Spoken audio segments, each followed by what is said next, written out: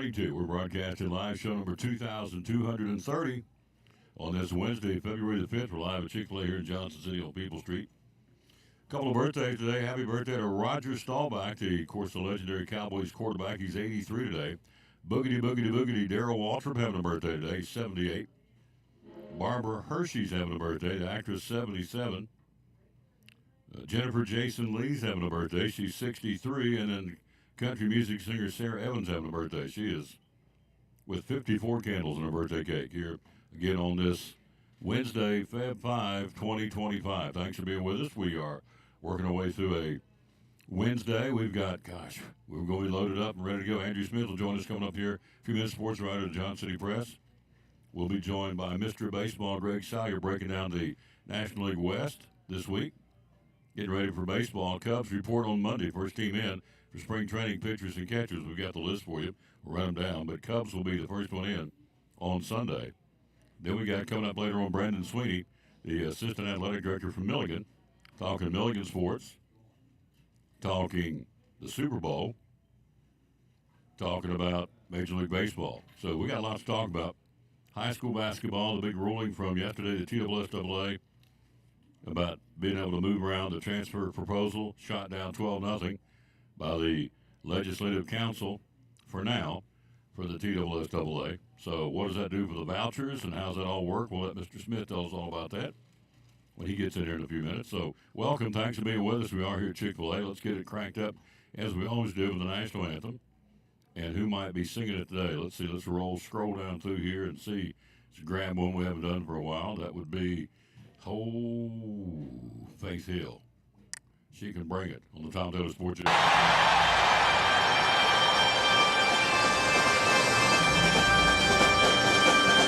Oh, say, can you see by the dawn's early light what so proudly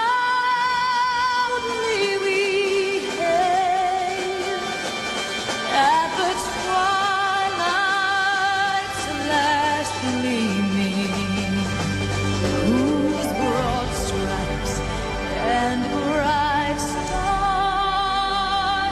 through the perilous fight o'er the ramparts we watched were so gallantly streaming.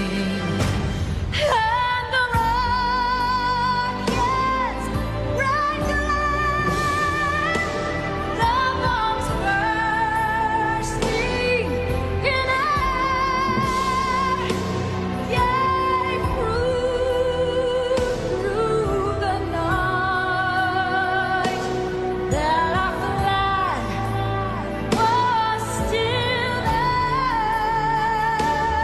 Oh, say does that star-spangled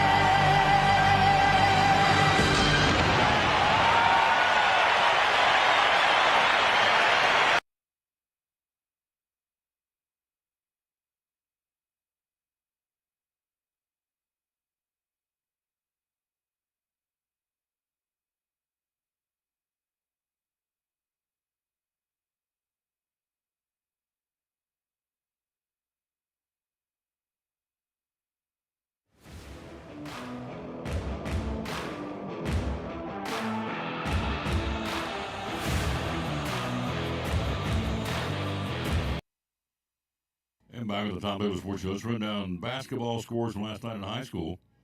Yeah, let's start with the ladies first. We're in the South. We'll go ladies first. Last night, in no particular order, West Creek was our game. Let's start with them. There's a particular order. Elizabethton beat Unicoi County 60 to, what we beat them by? 60 to 36. Qualified for the regional. Elizabethton wins by 24. Tennessee High defeats Sullivan East ladies by 4. Unaka defeated Hampton's ladies. I would assume that's probably an upset, 44-42. West Green over Chucky Doak, 49-42. They won by 7, the West Green girls. Granger's ladies all over Claiborne by 41. Greenville's ladies beat Cherokee's ladies 50-10. Wow. You think of that? What a score. 50-10. Greenville's girls beat Cherokee's girls 50-10. Probably gives you an idea how tough the region is down there this year. It's probably not in Region 2. We'll see. Volunteer, a 6-point win over the Lady Patriots of Jefferson County. That was all Cock County. Let's see here. Cock County beat Northview by 10. Lady Gamecocks, or the Fighting Cocks, now at 21-6 on the season. All right, let's get down to the boys. Our game last night, Unicoi County, 4 in double digits. It was the Cutler boys putting on the show. Cutler brothers, not the boys, but the brothers. And they had 30, what I figured out, 36 of the teams. Yeah, 70. Almost half the team's points came from the Cutler brothers last night. Anyway, we got beat 70-60. We had a chance to nail down the regional for the guys. We'll have to see if we can do it Friday night. Tennessee High, our opponent Friday night, rolled over East 84-55 last night. South Green's guys beat Happy Valley by 18. University High's guys blew out Johnson County 75-38. Hampton's guys beat Unaka's guys by 13. And West Green's boys defeated Chucky Doak's guys by 34. So a lot of lopsided scores last night. Not a lot of close games, obviously, in the world of high school basketball. So, again, we'll come out Friday night. Final game of the regular season home. Who we playing? It's exciting Elizabethton Cyclone doubleheader basketball. Hi, this is Tom Taylor, inviting to join Joseph Taylor and yours truly this Friday night from John Treadway Gymnasium as the Cyclones play their final home game of the regular season and the final conference game of the regular season. The opponent, the Tennessee High Vikings out of Bristol. Airtime at 6:15 with the Lady Cyclones. Boys game to follow. Video and audio on the Cyclone Network. The Cyclones and Tennessee High in a big one. This Friday night, it all starts at 6:15 here on the Tom Taylor Sports Show Facebook page and on YouTube. Go Elizabethton Cyclone basketball. That's coming up Friday night. Joseph Taylor and yours truly going to bring it to you from John Treadway Gymnasium. Looking forward to doing that on Friday night. All right, let's take a look last night. What happened to men's top 25 college basketball? Any upsets? Oh, yes. Kentucky went down again. Wildcats lose again by 14 on the road to Ole Miss. Wildcats dropped to 15-7 on the season. So I don't know what's going on in Lexington, but they're what? They've lost 3 in a row. Is that right? St. John's won last night. 12th ranked St. John's defeating Marquette. St. John's in the upset. Marquette was ranked higher by 1. 12th ranked beat 11th ranked by 6. 7th ranked Purdue, a 9-point win over Iowa. Florida, the 6th ranked Gators with a 11-point win over Vanderbilt. Also last night you had 5th ranked Houston, the Cougars, a 9-point win over Oklahoma State. 21st ranked Wisconsin, the Badgers with a 12-point win over Indiana in the Big Ten.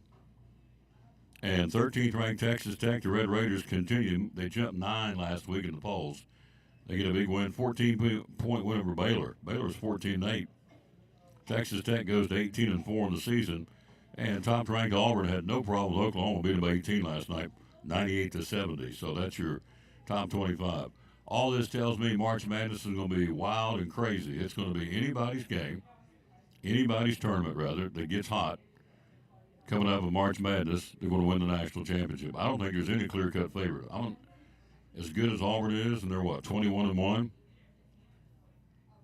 I don't think they're a clear-cut favorite to win it all. I think it can be anybody gets on a roll, gets the right bracketing.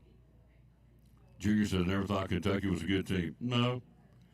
Pope started out with doing it with smoke and mirrors. Of course, the early season schedule, certainly, as it does all the big schools, because they play a lot of cream puffs and cupcakes, it certainly lent itself to letting them get some wins along the way. But once they get into the rugged, and it's a good way to define it, the rugged SEC, night in, night out, it's a whole different ballgame. We'll see what Tennessee does tonight. They got Missouri at home at the Food City Center. Top 25 college basketball. Got several on tap tonight. Again, Tennessee at number 4 at 18-4, hosting Missouri at 17-4. There again, they're no cream puff either. 24th ranked Michigan hosting Oregon tonight. Number 2 Duke, the Blue Devils on the road at Syracuse. 17th ranked Memphis will be home to Tulsa. And Illinois, the Fighting Illini tonight, will be at Rutgers. The Illini number 23 in the country. So March Madness for me is wide open. Totally wide open. And so it's going to be a lot of fun. So get your brackets ready. We still got obviously ways to go to get to March Madness, but it's going to be wide open. It may be probably, from a parity standpoint, one of the best years ever, in my opinion, because there is nobody like, okay, those guys are going to be the ones you got to beat. Anybody on any given night can go down. It's been proven this past weekend at 12 top 25 teams, half the top 25 got beat. So should be a lot of fun. Where does Tennessee fit in all this? It is such a mixed bag down there as far as, in my opinion, trying to assess how they are and how good they're going to be, and how far they can go in the tournament. Good basketball team, yeah, absolutely, no question. A national championship team. Oh, Big Neil, how you doing, buddy? You living it? Live.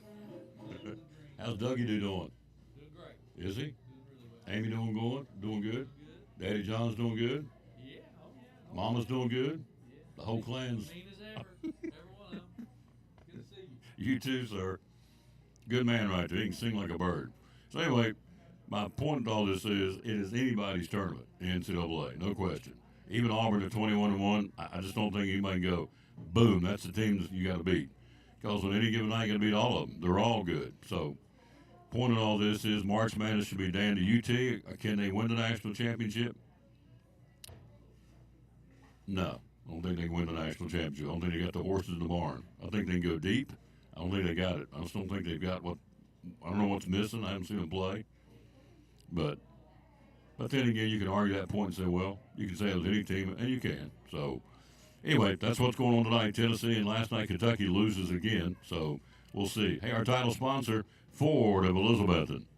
Yeah. You need to get over and check out a zero money down. Zero money down to walk out of this with Ford Escape or the Mustang Mach-E. Zero money down. There's my buddy Baker. She is so nice. Baker's going to bring me a burger. Baker's going to bring a burger. How about that? And maybe, if I sweet talk her, may get an eggnog milkshake from her little place up Stony Creek. Barker's. Tell you, his burgers are smoking good. I know I keep talking about them, but so I guess I need to make you stop paying for this. So I'm talking it up, but she's a good one. She's a nice one. Scotty's lucky. Zero money down. Ford Escape or a popular Mustang Mach-E. Zero money down. I keep reading this thinking, really? It's almost too good to be true. Also, on the other side, the Jeep, Chrysler Dodge Jeep Ram to be exact, they've got 0% APR on the new Dodge Ram 1500 truck. And they've also got 0% APR on the Jeep Wagoneer and Grand Cherokees, available at Chrysler Dodge Jeep Ram and Ford of Elizabethton, our title sponsor of the show and the ball games. Love promoting Ford of Elizabethton and CDJR, Chrysler Dodge Jeep Ram. All right, Andrew Smith in the house. As we told you outside of the show, they voted it down yesterday, 12-0. The Legislative Council said no to this transfer rule. Now, how's that play out in the voucher? Because the voucher is a whole different animal. You're going to be able to go from school to school. Can you go saying academics? Sure. But in the back of your mind, you're going to move Tom from Elizabethton to Crockett, pick a place, because of academics or athletics. The water gets a little milky. Plus, if I read this right, on the voucher program, the state's going to pay you. I think that's how it works. So we're going to let Mr. Smith tell us this because he knows. Hello, Laney Bartlett. Hello to Rusty and Debbie. Varan, how you doing? Baker says, thank you. I'll bring you. Oh, she's going to bring me an eggnog milkshake Friday night. So I'm going to gain about 20. With a cheeseburger and an eggnog milkshake courtside at the Tennessee High game, and I don't care. Because that's what, if you're going to gain weight, what a way to go. on an eggnog milkshake. It's the best. Oh, I guess they keep me around. I don't know. There at Barker's. But anyway, where was the Legislative Council says no 12 zip, no go. But what does that do with the voucher program? Can I still move my kids somewhere to play sports? I don't know. Andrew Smith does. He joins us coming up. You better know because I've billboarded that he does. We'll take a break. We'll be right back. Show number 2230, 2,230 show today here.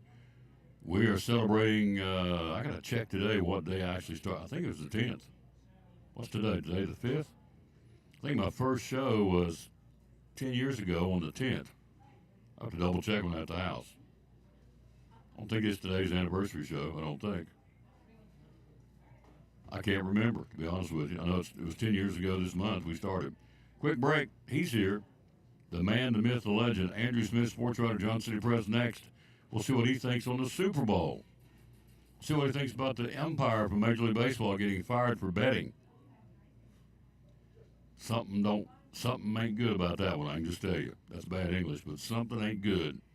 Get an umpire fired for running with the guy that bets. Lived with him, stayed with him. No, not good. Back after this on the Tom Taylor Sports Show. Jewelers Bench has been providing our customers the highest quality jewelry at incredible prices for over 20 years. With our own jeweler in-house, we offer custom-made pieces, as well as general maintenance and repair services, and unique jewelry for all occasions. Whether you're shopping for yourself or someone special, we can help make your holidays bright. Stop in to see our vast selection and make this Christmas even more special. Highest quality for the best price, only at the Jewelers Bench.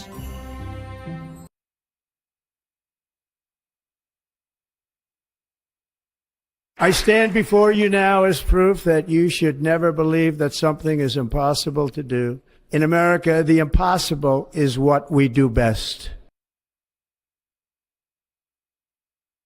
That spice is 10 out of 10. Would recommend.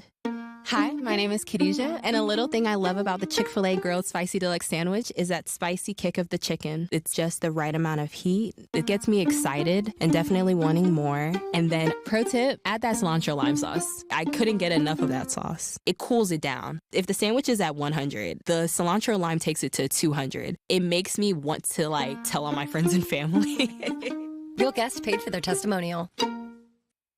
Aaron Kaiser, from Physical Therapy Services. So one of the things you guys treat is fibromyalgia. Tell me about that. Yeah. So a lot of times the best thing that you can do for people that have fibromyalgia is get them moving and moving in a comfortable way that they feel safe and that they feel comfortable and like they have control of the situation. So we have the anti-gravity treadmill, the Alter G, where we can offload them, get them moving. We have the new step, which they like because they're not full weight bearing. They can adjust that. And overall, just patient education, teaching them how to move in that pain-free or that more comfortable way for them. Yeah, good stuff. They offer a lot of services of physical therapy services. How do we find you on social media? Facebook, we have an ortho clinic that has a Facebook page and then a pediatric clinic that has a Facebook page. They've been with us since day one. Proud sponsors. I love promoting these folks. Again, Dr. Danny, Dr. Justin Smith, Dr. Sylvester, Dr. Aaron, and all the other great folks. Sponsors of the Tom Taylor Sports Show and Cyclone Sports Physical Therapy Services.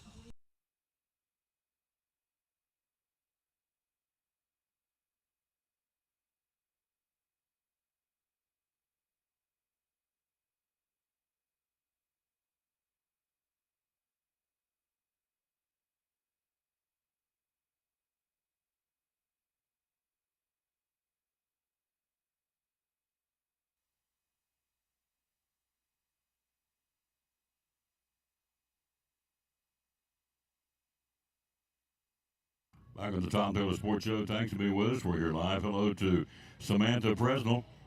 Hello to Bernice. Hello to Jimmy Stout down in Georgia. Laney Bartlett. Hello to Rusty. And, of course, hello to Baker, the queen. So there you go. Hello, Andrew Smith. How you doing, sir? Doing well, brother. Glad to be back again. Amen. Glad to have you back. Got lots to talk about. Let's start with this ruling. We got the ranking. The polls out this week. Got a few teams from our region and our neck of the woods in the state rankings, some boys and girls basketball. Hello, Kelly Jackson. How you doing, lady? There we go. Now we got him. Sports writer, who we got on today? Tampa Bay Rays. Tampa It's Bay their Rays City hat. Connect hat. The what? Their City alternate hat. There you go. Tampa Bay Rays, baseball hat. There you go. Hello, Kelly Jackson again. How you doing, lady? Appreciate you very, very much.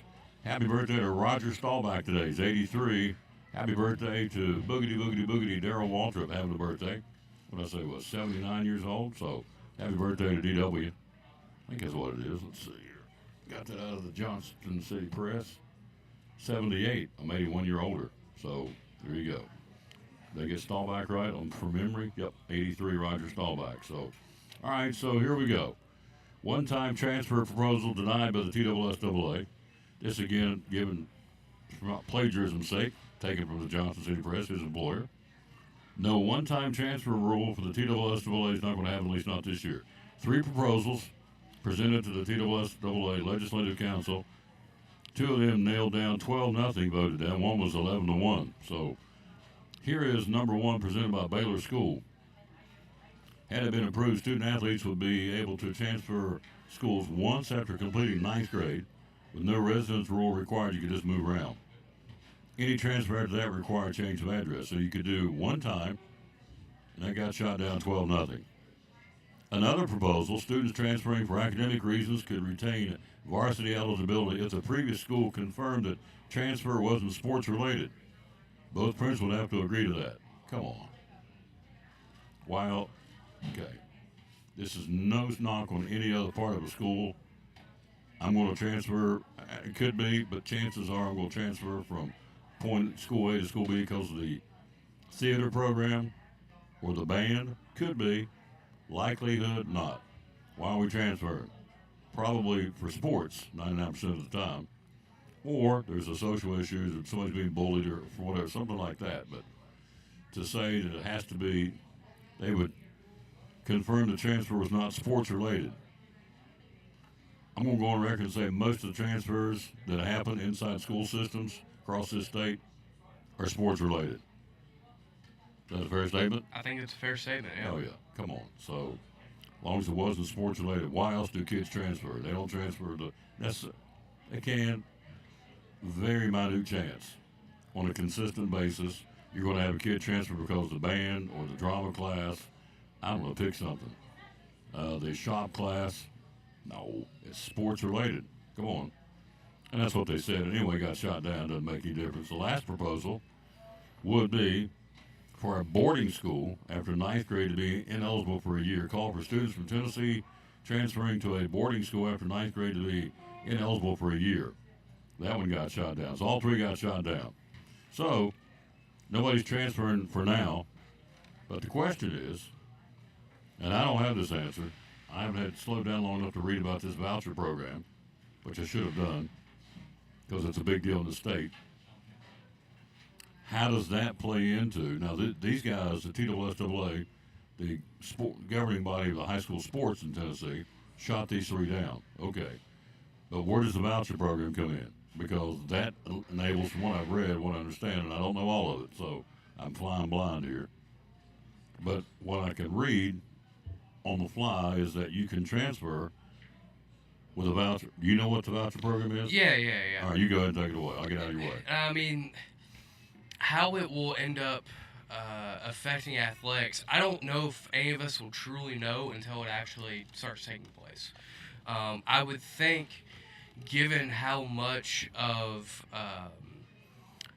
how big of a deal this has been to our state governor, Bill Lee, and much of the legislature, that there would be an allowance for students to continue at their athletic careers without much issue if they were to go via the voucher program.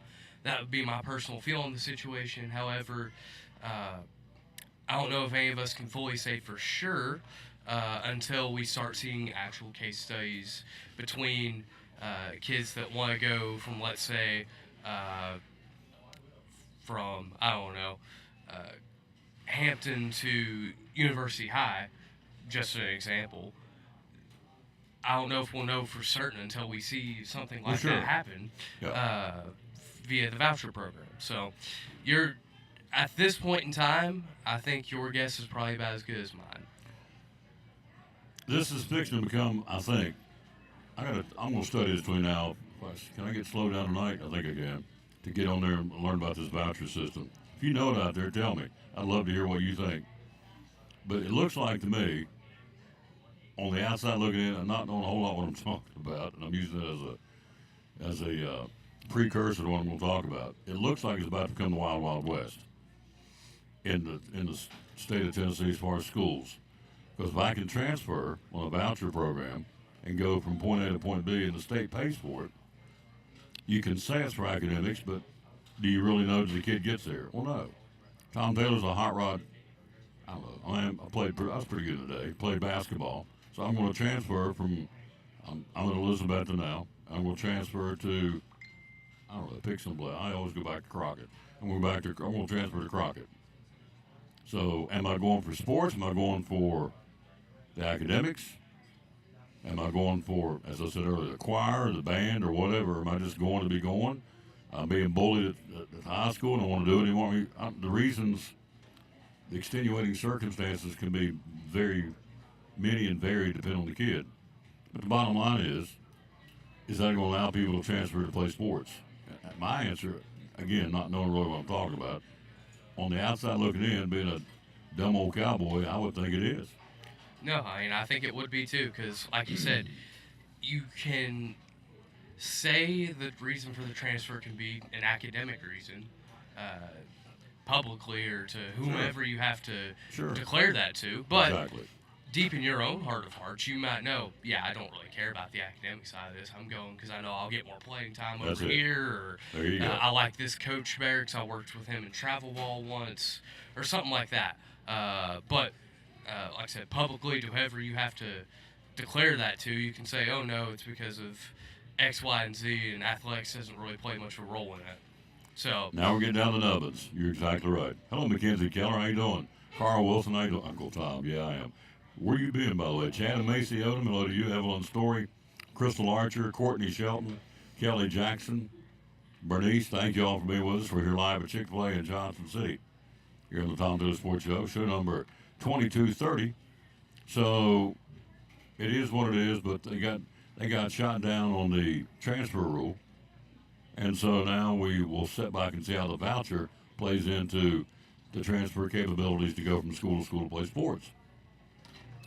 I will pledge to do my homework tonight, see where I can find out just exactly what this is, or call somebody who knows and get the right answer. So, or bring somebody on the show tomorrow. We'll be at the Jewelers Bench and find out if that's exactly what's going on, because I think it is, but we'll see. All right, polls are out. High school basketball polls. Take it away, sir. All right, on the boys' side, in Class 1A, Eagleville is your top-ranked team in the state. Okay. Teams from around here, North Green, the sixth-ranked team in the state. Good job. At the single-A level, University High, number 10 in the state at single-A as well. So it's 7 and 10 or 6 and 10? 6 and 10. 6 and 10. At the single-A level. North Green 6, University High 10th, all right. Yep, at the Class 2A level, Loretto, the top team in the state, Alcoa number 2 there, and we have no teams from up in this neck of the woods ranked at 2A. 3A, your top-ranked team is Upperman, and Crockett in. Crockett and Tennessee High, neither are in the poll this week. Oh, really? Yeah, no. So a little bit of surprise there. Both those teams playing really well. Mm-hmm. In the Class 4A, Whitehaven, top team in the state. And if the poll would continue to load, I might be able to answer if anybody's ranked 7 through 10. I don't think they are. I don't believe so. No. That's currently all that's wanting to load for me right now. I can tell you Bearden's number 6 in 4A. There you go. But yeah, and then I will try and get the girls' poll up here in just a second as well if my phone decides it wants to cooperate or not. Yeah, I think that, hello, ma'am. Mrs. Cannell's in the house. Cody's better out. Coach Crockett. His bride's here and their little child have a little lunch. I would think Crockett's girls are ranked. I would think so. I can, like I said, my phone is kind of locked up at the moment, so I cannot tell you for sure.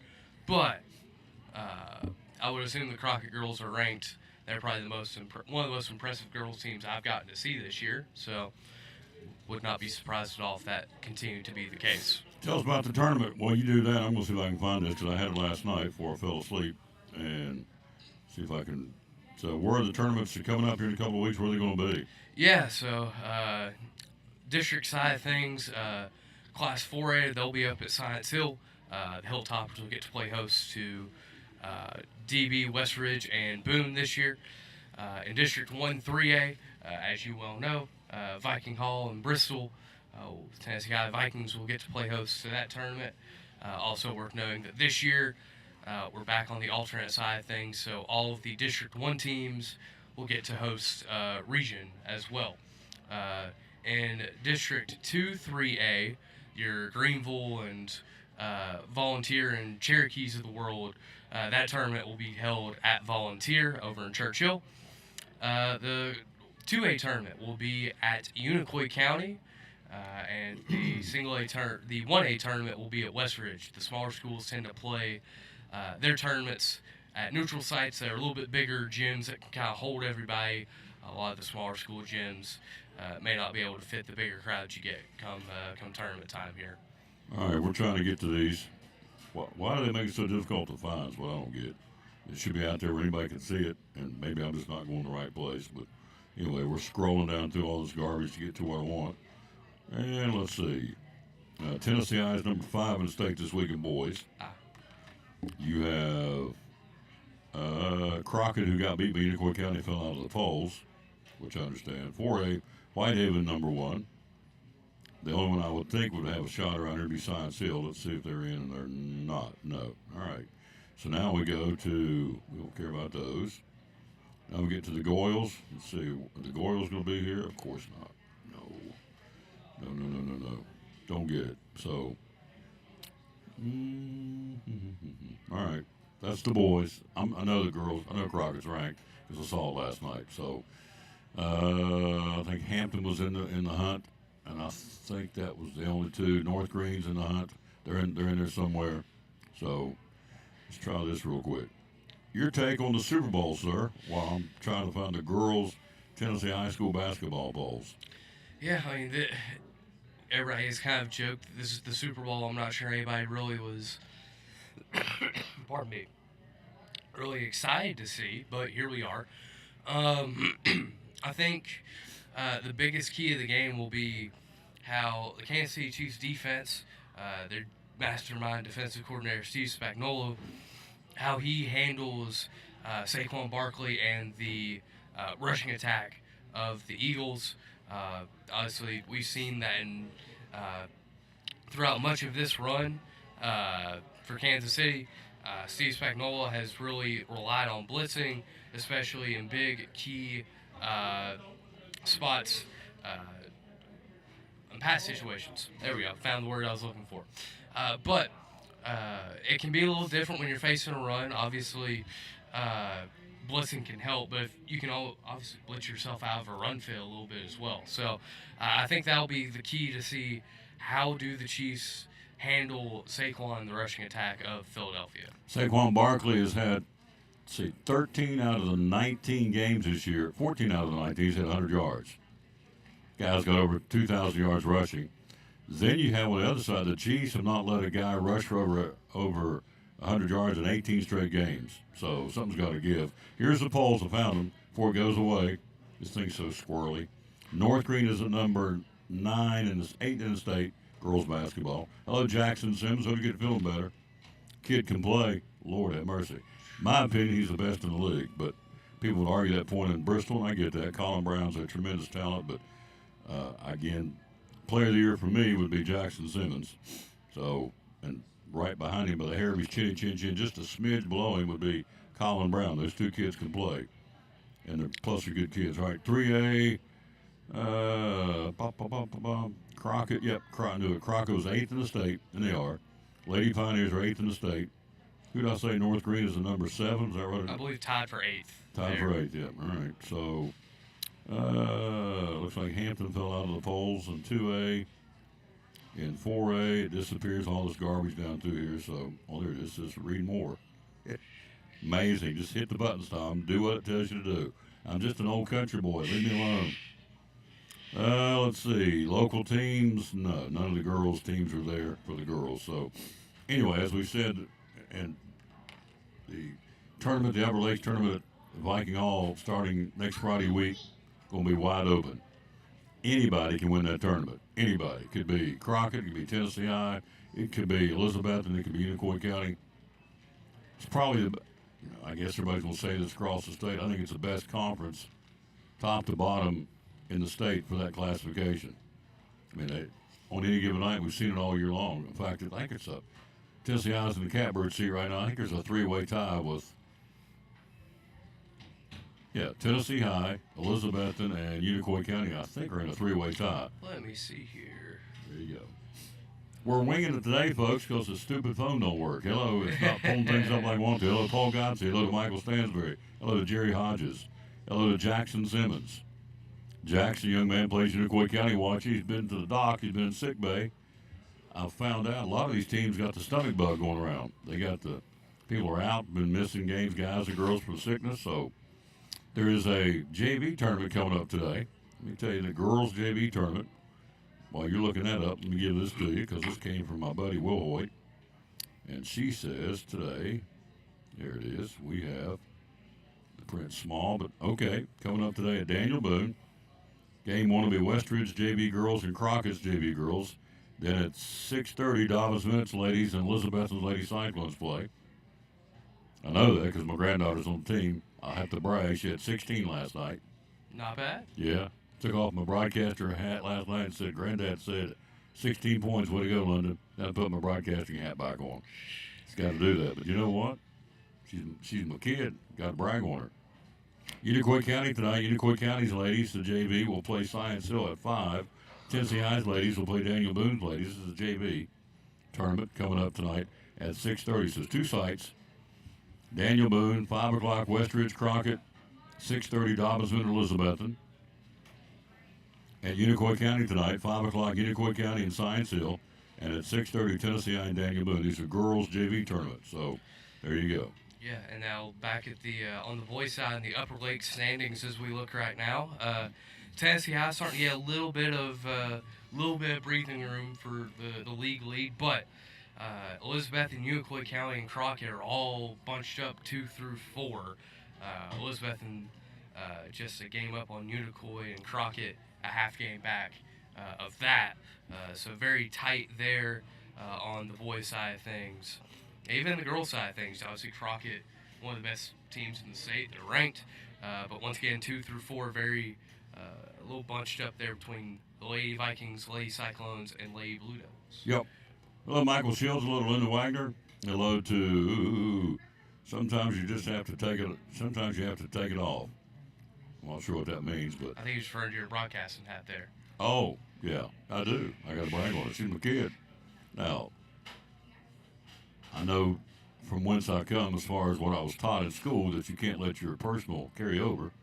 But for a brief second, I can take this hat off and put on the granddad hat and say, my girl had 16, love her to death, proud of her, put my hat back on and keep on trucking.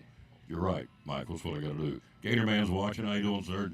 Jennifer Olson, Paul Godsey, Michael Stansberry, Reba Whitehead. Thank you, kids, for being with us. We're live here again at Chick-fil-A in Johnson City. So let's back to the Super Bowl. We got all the high school stuff out of the way. So the tournaments are coming up week after next. I have not, again, been around the 1As because I'm not covering this year, so I'm sure it's going to be a barn burner. They always are. The big schools, I've seen Science Hill play. It's the only one I've seen play, and they can play. The parts and pieces are interchangeable for John Higgins, the coach, so they're going to be very tough to handle, I would think.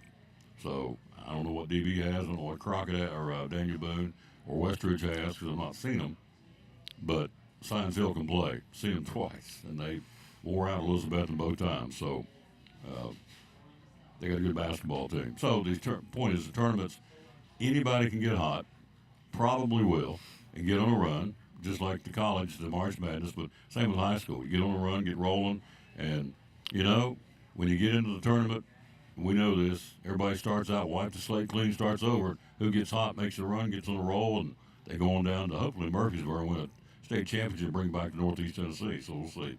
Julie James, how you doing, lady? Thanks for watching. Back to the Super Bowl. Barkley is the stud. He's a man among boys.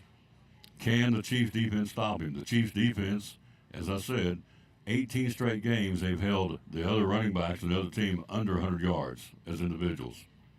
So can they stop Barkley? I don't know. Up front's where it's going to be decided, as it always is in the trenches. Who can block and who can tackle better than the other team? Will it be the Eagles' offensive line? Or is it going to be the Chiefs' defensive line or the linebackers or whomever? Then you throw in the X factor, Patrick Mahomes.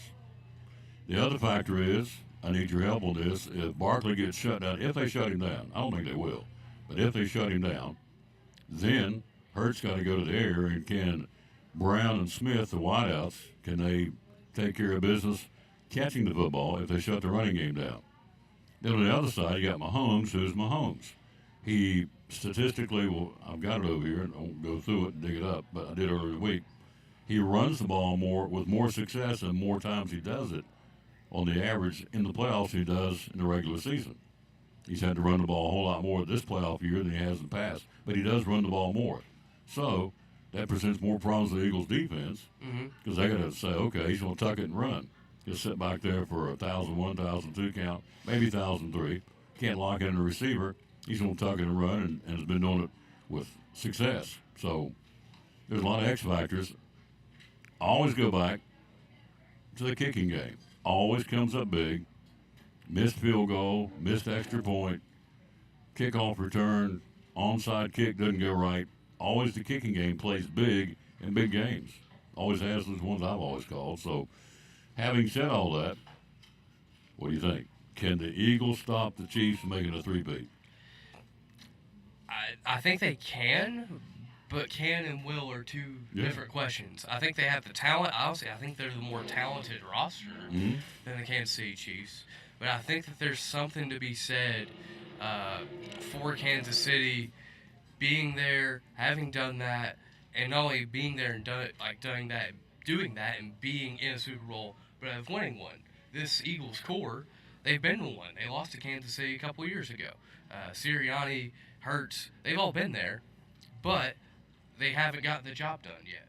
And I'm not saying that they won't or they ever will, but I think for me, the experience of knowing how to win in such a big game will ultimately lean the way of Reed and Mahomes. And I think that the three-peat will happen. I think it'll be a close ball game. Give me something in the 24-20 range. Jalen Hurts says this week that losing to him the last time he played in the Super Bowl lit a fire under him. That's been his whole motivation, to get back to playing the game. He wants to prove that even though he had a great game, wasn't good enough to win, so he wants to show him that this time he can win. And so that has been a motivating force for Hurts to get back to the Super Bowl against the Chiefs for a second time around, to show them that the first time should have went the other way. We should have won the game. So there's so many subplots in this game, as there always is in the Super Bowl. And then you get into which has nothing to do with what's on the field, the world-famous commercials. A lot of people tune in for those. So usually, last couple of years have been pretty good, but in the past, some of the Super Bowls have been kind of ho-hummers. It's like, oh, it's been a blowout, but I don't think it's going to be that way this year. I think it's going to be a barn burner. And and again, Mahomes, 7 out of 7 in fourth quarter playoff drives to win football games. 7 out of 7. Say what you want. You hear a lot about Patrick Mahomes. I appreciate his stand for his faith. He has no problem sharing his faith with people. He's an incredibly good quarterback. So here's the question I asked yesterday to my guest. Talking to Andrew Smith, sports writer, Johnson City Press. Why do people suddenly turn on people who win a lot? People got tired of Dale Earnhardt winning all the time, or Darrell Waltrip in NASCAR back in the day. They get tired of the Yankees because they won baseball all the time. People are already tired of hearing about the Dodgers because they've stacked another team this year, but they haven't had a run like some of these other teams. The Patriots won all those Super Bowls. People got tired of the Patriots winning. So our goal in the society is to be a champion. But why do people, after you win a couple or however, why is there a point that's like, okay, we don't want them to win anymore. We want the underdog. Why is that? I think there's a couple reasons that can kind of lead to that. I think one of them is just like envy a little bit. maybe a little jealousy. Speaking for myself as a Titans fan, I would love to see my team in a spot that, we're competing for championships and all of that sort of thing, but haven't been particularly close. So it's very easy to then just be like, be adamantly against actively the Chiefs, Patriots, whoever you want to kind of point to in history, and be like, yeah, no, I'm tired of this. We want something different. And I think another thing about it, too, is just that people ultimately want that underdog to root for just innately. I think that when the Chiefs first, speaking specifically of Kansas City, when they first became, first won their first Super Bowl and, were first making their runs with Mahomes, people rooted for them because it was different. We were tired of the Patriots. Oh, hey, look, it's the Chiefs now. Look at them. They're doing some cool stuff. But now the Chiefs have just kind of taken that mantle, and I think people kind of get tired a little bit of it. I think that there's a little bit of just fatigue that comes with seeing the same teams over and over and over again. So I think there's a few different facets at play there. I'm a Raiders guy. I've said this all week long, so I don't like the Chiefs. But my thing is, she's an Liz President. Hello, Whitney Blevins. How you doing, dear? Hello, Mary Smith. How you doing, lady? David Stevens. Thanks for watching. I appreciate somebody can sing a good song. I'm tired of hearing about Taylor Swift. She is an incredible talent. No question. But every time there's a play in that football game the Chiefs play, and they go up to shoot it, not every time, but a lot more than they should, in my opinion, as a broadcaster. They go up and they get a reaction in the suite. What's Taylor thinking up there? What's she drinking? Who's she talking to? Is she leaning over with Caitlin Clark, who was up there at the time? It's like, okay, once, maybe twice, I get it. But continually, that's all you talk about. It's Travis Kelce, Taylor Swift. And it's like they're the only people that ever fell in love before. I'm glad they're in love. So if they found each other and they're in love with each other, or whatever they're doing, or how you want to describe it, I'm okay with it. But it takes away from the broadcast when a guy does games, because I just want to see the game. I don't care. And not just her, if they had picked somebody, I don't know, Steven Tyler Mary Smith up in the suite. Okay, he's up there anyway. I don't want to see him every time. I'm not tuned in to see who's the celebrities in the suites. I want to watch the game. So that's just me. Yeah, no. Am I being nitpicky? I don't know. I just reach the point and go, I don't want to watch it. I don't care what Taylor Swift's doing. I don't care what she's drinking. I don't care what she's eating. I don't care who she's talking to. I don't care if she does this when he scores. I don't care if she's is dipping snuff. I don't care what she's doing. I just want to watch the game. Yeah. And it's Trump's going to be there Sunday. Okay, I'm a big Donald Trump fan, but it'll become a point. I don't want to see him every game, every frame to see what he's doing, how he's reacting to the football game. So it's not just Taylor Swift. I just want to watch the game. Yeah. So who's going to be there? And the Super Bowl's, it's a celebrity-driven event. Lots of people. It's like who's going to come to the Super Bowl? I get that. Here you flash. There's Andrew Smith, Sports Writer Johnson City Press. Okay, he weighs, or Matthew McConaughey, or whoever. Okay, but to key on him over and over and over, it's like I don't care. That's just me. So. Yeah, no, and I thought if we're kind of drawing some parallels here between like an athlete-celebrity relationship, I kind of want to I feel like baseball did it well back in the day when Justin Verlander and Kate Upton first became a thing. They might show one shot, oh, hey, there's Kate supporting Justin on the mound. And then, all right, we're going to just watch Justin pitch and Justin be a fantastic pitcher. Great point. So, one shot, even two shots, okay, fine, whatever, cool.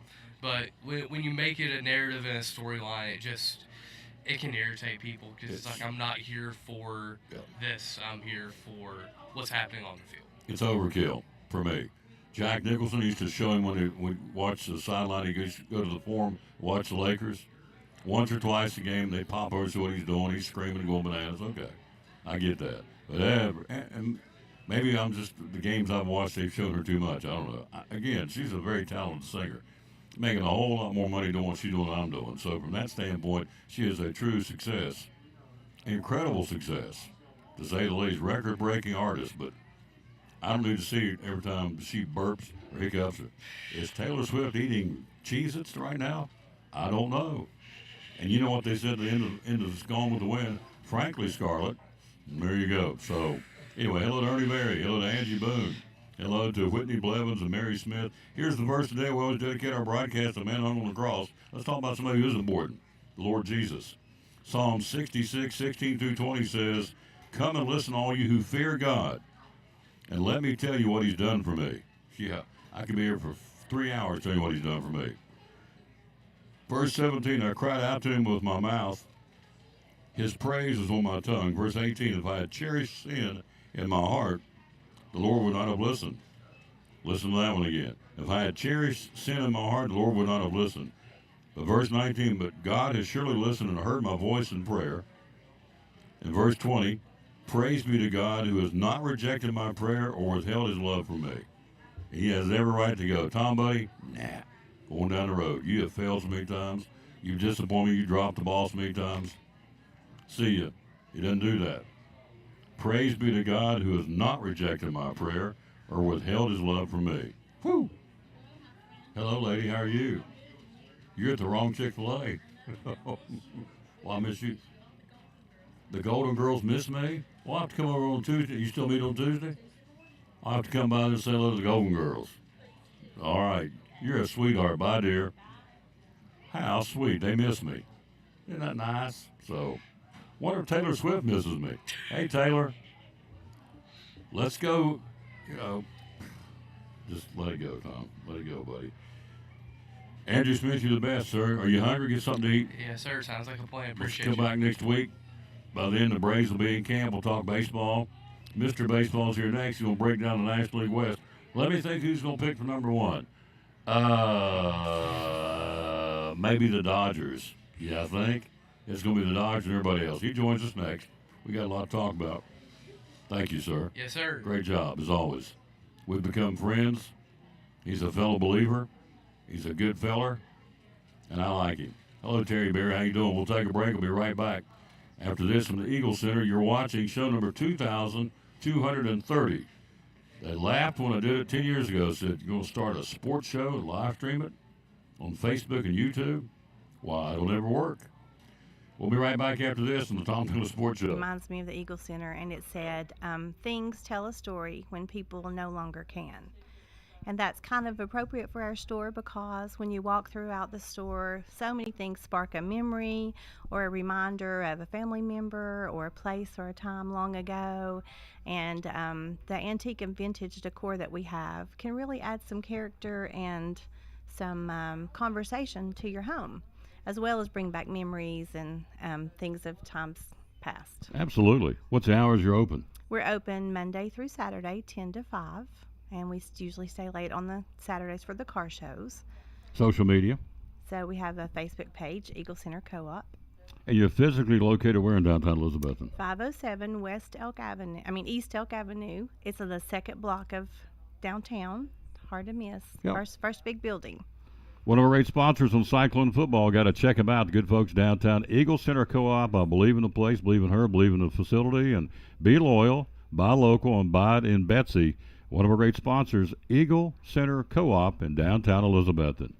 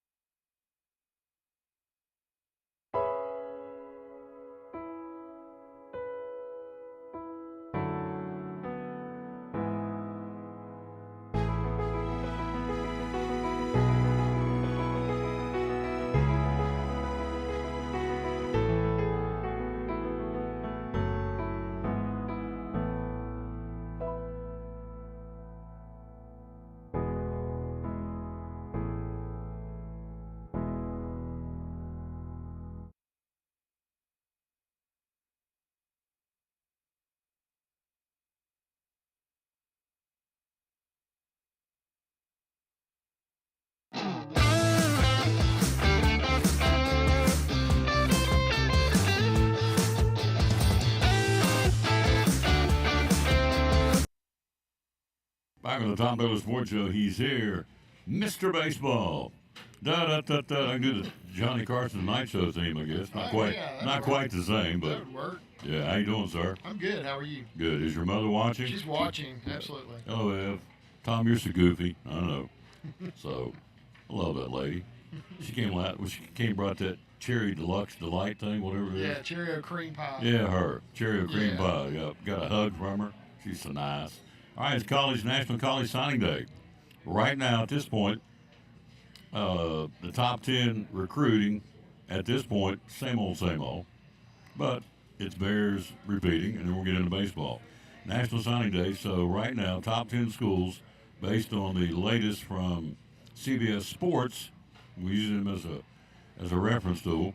Number 10 is LSU. Number 9 is Texas A&M. Number 8 is Florida. Number 7 recruiting today is Auburn on the signing day. Number 6 is Michigan. Number 5 is Oregon. Number 4 is Alabama. Number 3 is Ohio State. Number 2 is Georgia. And the number 1 right now would be the Texas Longhorns. Tennessee's not in the top 10. Don't know where they are in the process, but we'll see when the dust settles. I think they have until 6 o'clock tonight when they shut them down. Maybe to midnight, maybe extended. These guys are signing their letters of intent, faxing them back in, so we'll see. But right now, Texas, top 3, Texas, Georgia, and Ohio State as far as recruiting. Well, that's a shocker. So, all right, before we get into spring training, getting ready to break and come into play starting Sunday with the Cubs, first team in. Let's take a look. We talked about Flaherty. I think we did last week, going to the Tigers. Actually, we talked about the possibility of him going to the Tigers, and then he did. He did. Good move. Yeah, absolutely. Going back to the team he started with last year, right? Yeah, good for him and good for the Tigers, Yeah. I think. So that even more encourages me in my pick last week. You did. You picked Detroit. Or whenever it was. It wasn't last week. 2 weeks ago. Yeah, 2 weeks ago. So that really bolsters their starting rotation. Because you got the other one, the guy, I can't ever say his name right. Oh, Tarek Skubal. Skubal, old Turk. Turk? Tarek. Old Tarek. Tarek Skubal. Tarek Skubal. I'm watching the Super Bowl this week to see what Taylor Swift's going to be eating in the box. I would love, and again, you got me going. You didn't get me going, Tom. I just sit down and talk about Tarek Skubal. Well, is it just me? I mean, I don't care what she's doing up in the press box. I don't care who's up there with her. I don't care what she's eating. I want to watch the game. I don't want to hear how great Travis Kelce is. He's not the greatest tight end of all time. There's a guy in Elizabethton's a better tight end. The numbers show it. Yeah. His predecessor, Tony Gonzalez at Kansas City, is a better tight end. I was getting ready to say he's not the greatest one in his team's history. No. But that's all we hear. Well, Taylor Swift's boyfriend, Travis Kelce, is the greatest tight end ever. Negatory, hit the buzzer. No. Yeah. So, is he a tremendous talent? Sure. Is he the greatest of all time? Absolutely not. So there you go. We roll right into, I got that out of my system. So I don't care if she's up there with Julio Iglesias, Freddie Fender, who's dead. Who remember Freddie? Freddie's dead. I don't care who she's with. I don't care what she's eating. I don't care what she's doing. I don't care how she cheers. Just show me the game. President's going to be there. I'm sure they're going to show him a couple of times in the box. He earns it. He's doing an incredibly good job in this country, protecting our country, getting things back to where it should be. I don't care to see Trump a couple of times. He may be beating Jesus. I don't know, but I'm okay. Just show me the game. Don't need to see Taylor. Did you see that ticket prices are lower than they were last year? No, I haven't seen that. Or what they call them, resale ticket prices. Oh, really? Yeah. So the cheapest ticket you can get for the Super Bowl now is under $4,000 if on a resale app. So, and I think at the last year's Super Bowl it was more than that. So $4,000 a ticket. Yeah. This is going to be you and Mama, and there's 3 girls, and throw your mom in there too. She wants to go too. So she wants to go with the binoculars, and maybe she can see Taylor up in the box. So yeah, Mom. What is that? 6 people? Yeah. That's $2,400 just to get in the place. Yeah. Then you got your snacks and your parking and your souvenirs. And You couldn't pay my mom $2,400 no, to go. you couldn't pay me $2,400.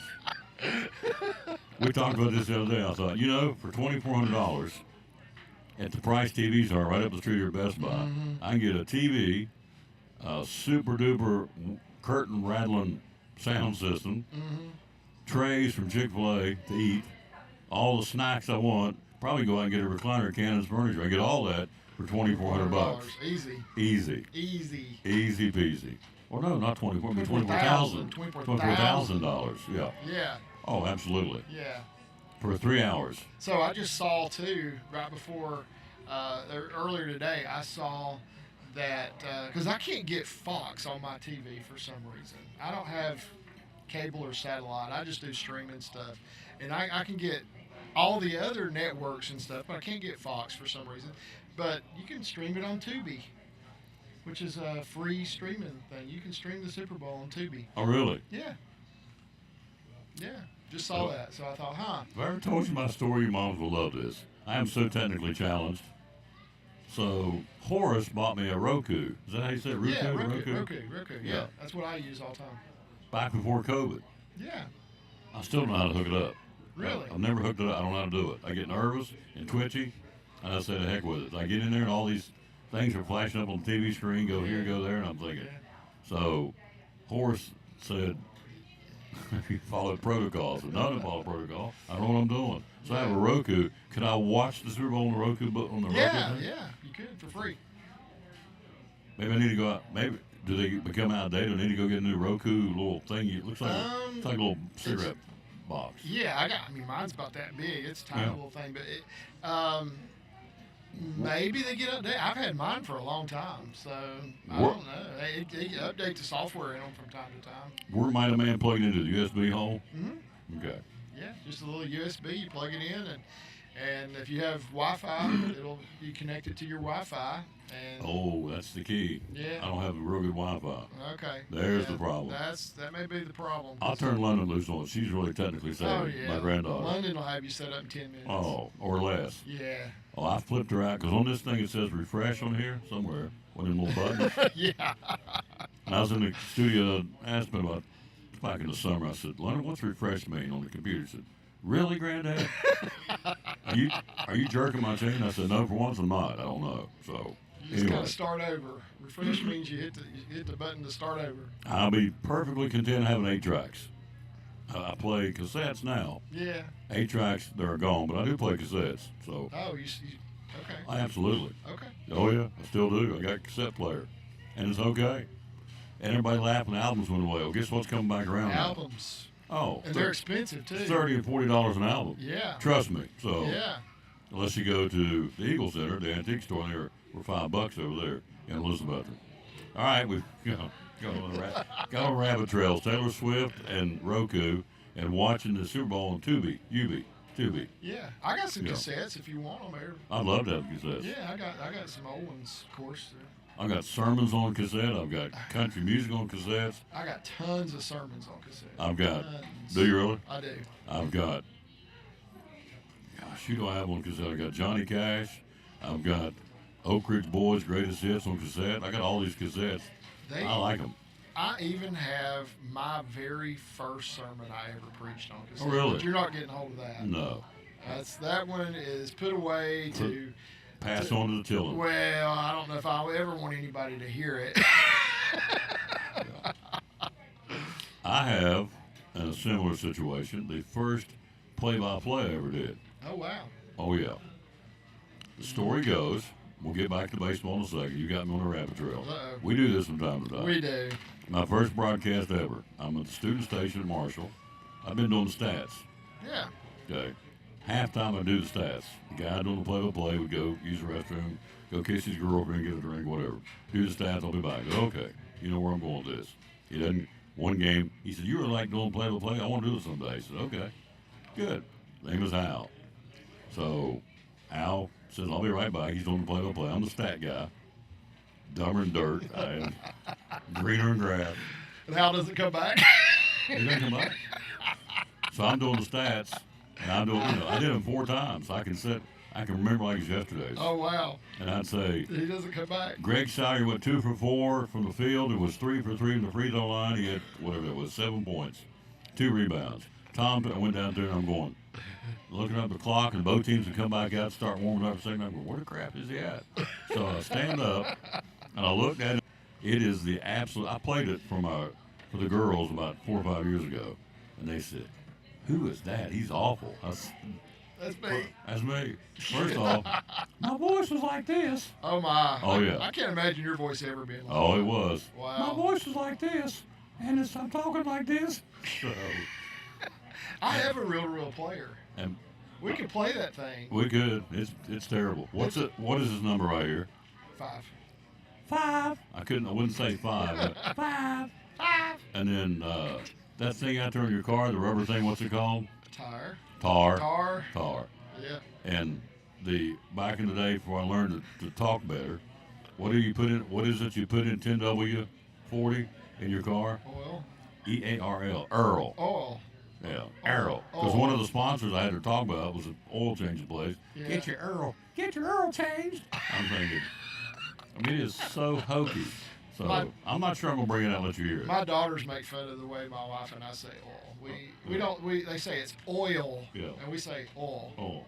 O-L, oil. Yeah, oil. Or back home they say Earl. Can I check your Earl? See, when you watch this show, you don't know where we're going with this thing. All right, back to baseball. We got to pick the NL West. Hello to Tammy Garland. How you doing? Yeah, that's going to be a hard job. Yeah. Hello, Sheriff Fraley. How you doing? Thank you for what you're doing. Taking care of those people in Carter County. Thank you. Hello to Jessica Hawkins. How you doing? Hello to Linda Slap. I guess I said S-L-A-P-P-E. I'm hoping that it'd be Slappy or Slap. I would assume the E's silent. Melissa Williams. Colin Nifer. Taz Irwin. Carolyn Birchfield, Terry Bear, Ernie Berry. Oh, it was awful. That broadcast was terrible. Terrible. I can break out the reel-to-reel player anytime. It's at my mom's house somewhere in her basement, but I can find it. If you didn't know it, you would think it was like a comedy routine, like a monologue. It was that bad. Wow. And I'd go, well, I think Greg's got the ball. Well, either does or doesn't, he stupid. You call the game, you don't know who's got the ball. I think it's Greg's got the ball. Okay. He shot it he's got 5 points. Oh, yeah. It's bad. Wow. All right. Here we go. Cubs report. Oh, we went back to Flaherty. Flaherty's a good pickup with the Tigers. Yeah, good See, pickup. Tarek got this all-star meeting. And the Taylor Swift moved right into Roku, and here we are. Yeah. Let's get back on tasks. Flaherty, although, people say they like watching us. You don't know where you're going to go with this. Yeah, that's right. When We're entertaining at least. Oh, yes. Your mother thinks so. Yeah, she's laughing her head off. Oh, right now she's thinking, Tom, you are so goofy. Yeah. You talking like a sissy. I know. Hello, Ed. So that's how it sounded. It's that bad. Oh, my. So Flaherty goes there. Bregman's still not signed, right? Still not signed.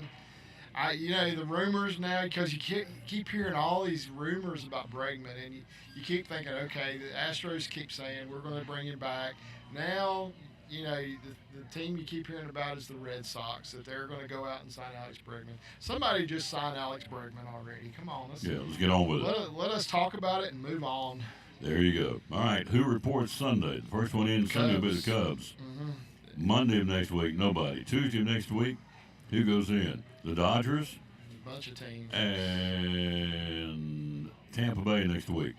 Catchers and pitchers. Then you get into Wednesday, a week from today, the Braves, the Red Sox, Detroit, Miami, the Mets, the Yankees, Philadelphia, the Pirates, the Cardinals, Washington, and the Cactus Leagues. A week from today, Arizona, Oakland, we're going to call them Oakland, the Athletics, White Sox, Cincinnati, Kansas City, the Angels, the Padres, the Giants, and the Rangers. So Evan Carter, he won't report to the 17th, but the pitchers and catchers are going on the 12th. That's who's going in first. Yep. Then next Thursday, you got the rest of them. Baltimore, Houston, Minnesota, Toronto, Cleveland, Colorado, Milwaukee, and Seattle. So there you go. Hello, Dustin Turbyville. Thanks for watching. So pitchers and catchers, it's here, folks. Pitchers and catchers for the Cubbies report Sunday. Spring training is here. Love it. Next week, get ready to go. The favorite national pastime is the boys this summer getting ready to go back at it, go back to work. That's the thing I love about the Super Bowl, because when the Super Bowl's over, spring training is getting ready to start. You got it. Amen. So, all right, so Bregman, is there any other big free agents out there? They're all taken. Everybody signed up? Most of them, are pretty much taken at this point. Bregman's still that big name that's out there that we're just kind of waiting on. So, yeah.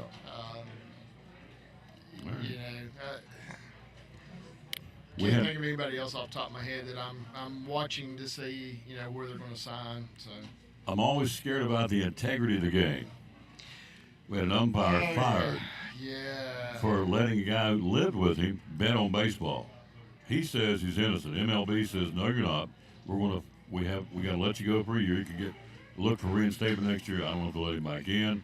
But this guy was regarded as one of the best umpires out there. Yeah, and they bet. So evidently they bet on this same. I don't know if it's an app or what, or how they did it, but they were both betting on this thing. And the umpire says he never bet on baseball, and his friend did, but it was a shared thing that they shared. So, but yeah, you're right. The integrity of the game is huge. An umpire can change the course of a game a lot easier than a player can. Yep. So, so I have a lot of problems with that. Oh, yes. And this happened in NBA several years ago where there was an umpire that they caught betting on games he was calling. And he was gone in a heartbeat. I think this is a no-brainer. This is a no-brainer. Well, the red flags for me. Then this week we got betting ring on 3 college basketball teams: Mississippi Valley State, Eastern Michigan. Can't remember the other one. I don't have it here in front of me. But you have 3 schools. College basketball got caught up in a betting ring. Yeah. Okay, but now you got an umpire in Major League Baseball regarded. Is it Skolberg's his name? Schoberg? I can't remember. I saw it and I can't remember what his name is. Schoberg. It's over here in the stack of stuff. I'll get it. I want to read it, get it right. Okay. So he, again, had somebody living with him that bet on baseball. And this is an umpire. He said, I didn't do it, but they had shared information. They went back and ran a little check on the cell phones, and there was some connections going on there, communication going back and forth. So that really bothers me. This is an umpire that's betting on the game. So that's, to me, no different than Pete Rose betting on baseball. Oh, yeah. This guy's an umpire. He can make the calls. I think it's worse. It is worse. Very directly, either behind the plate or on the bases, affect the ball game by the way he calls the game. Exactly. No question. Yeah. So it is bad. So but this guy has been a good umpire in the past. You're right when you say that. He called a no-hitter, I think, behind the plate at one time. So if I'm not mistaken, I saw that about him. So I've got it. I'm gonna get it. Okay. Yeah, I can't remember his name. I might be able to pull up the news article. Okay. Hoberg. Okay. After a lengthy appeals process, Major League Baseball fired umpire Pat Hoberg for sharing legal sports betting accounts with a friend who bet on baseball and for intentionally deleting messages key to the investigation into his conduct. Let's get those off the phone because I'm going to get caught.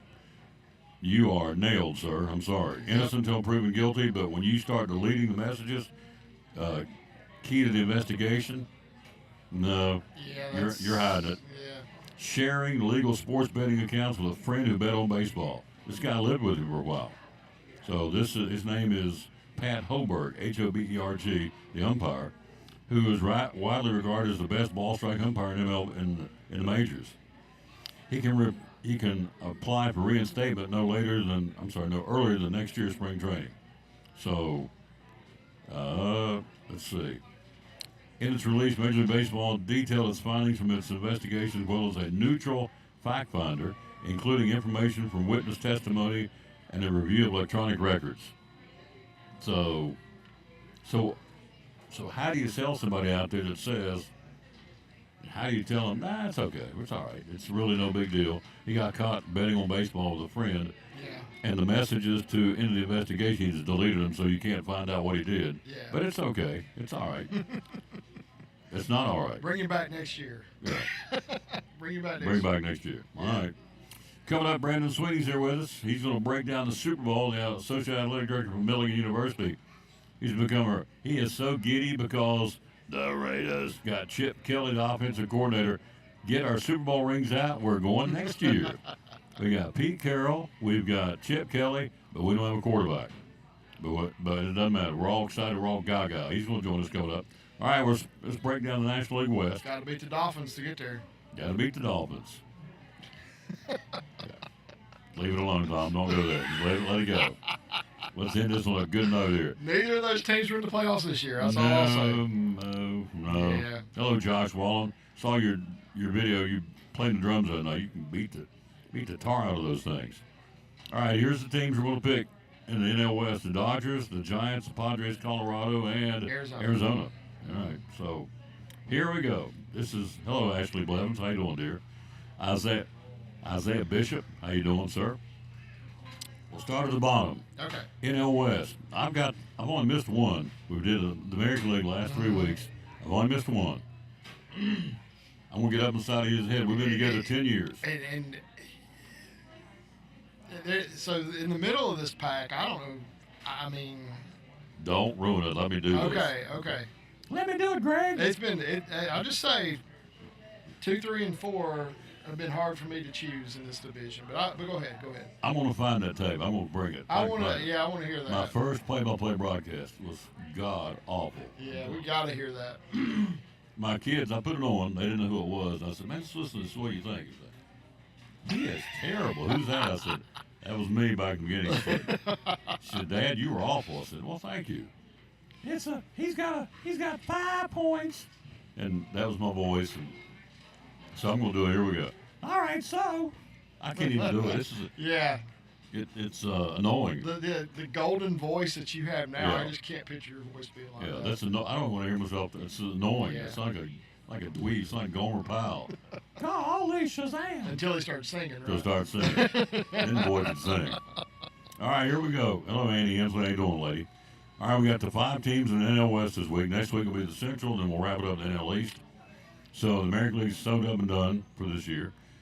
5 teams again: Dodgers, San Francisco, San Diego, Colorado, Arizona. I'm going to say, you're going to say, finishing rock bottom dead last in the NL West will be the Colorado Rockies. You would be correct. Ding, ding, ding, ding, ding. All right. So if you look at their roster, they got a lot of good young players. They got guys that will make some noise. The problem they have is they put a lot of money into Chris Bryant, and he has not produced. That's a huge problem they have. So they can't go out and get the other pieces that they really need.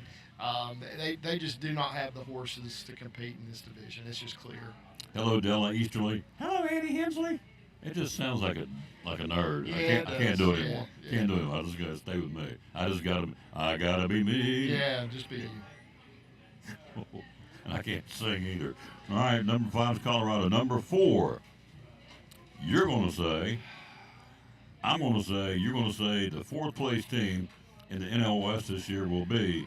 Man, It's tough. hard, isn't it? Yeah. I had trouble picking who I think will be 4th. I'm gonna say, you're gonna say the San Francisco Giants. You would be correct. Ding, ding, ding, ding, ding, Yes. So they did some good things. They went out and got Willie Adames, huge signing. That is a great signing for them. They got Justin Verlander to be probably in the middle of their rotation. He doesn't have to be the guy, even though he would like to be, but he's 42 years old, so I don't know that he can still be the guy. If he can stay healthy, that he's going to be good, I think. But they lost Blake Snell. Which is huge. Yeah, that's huge. And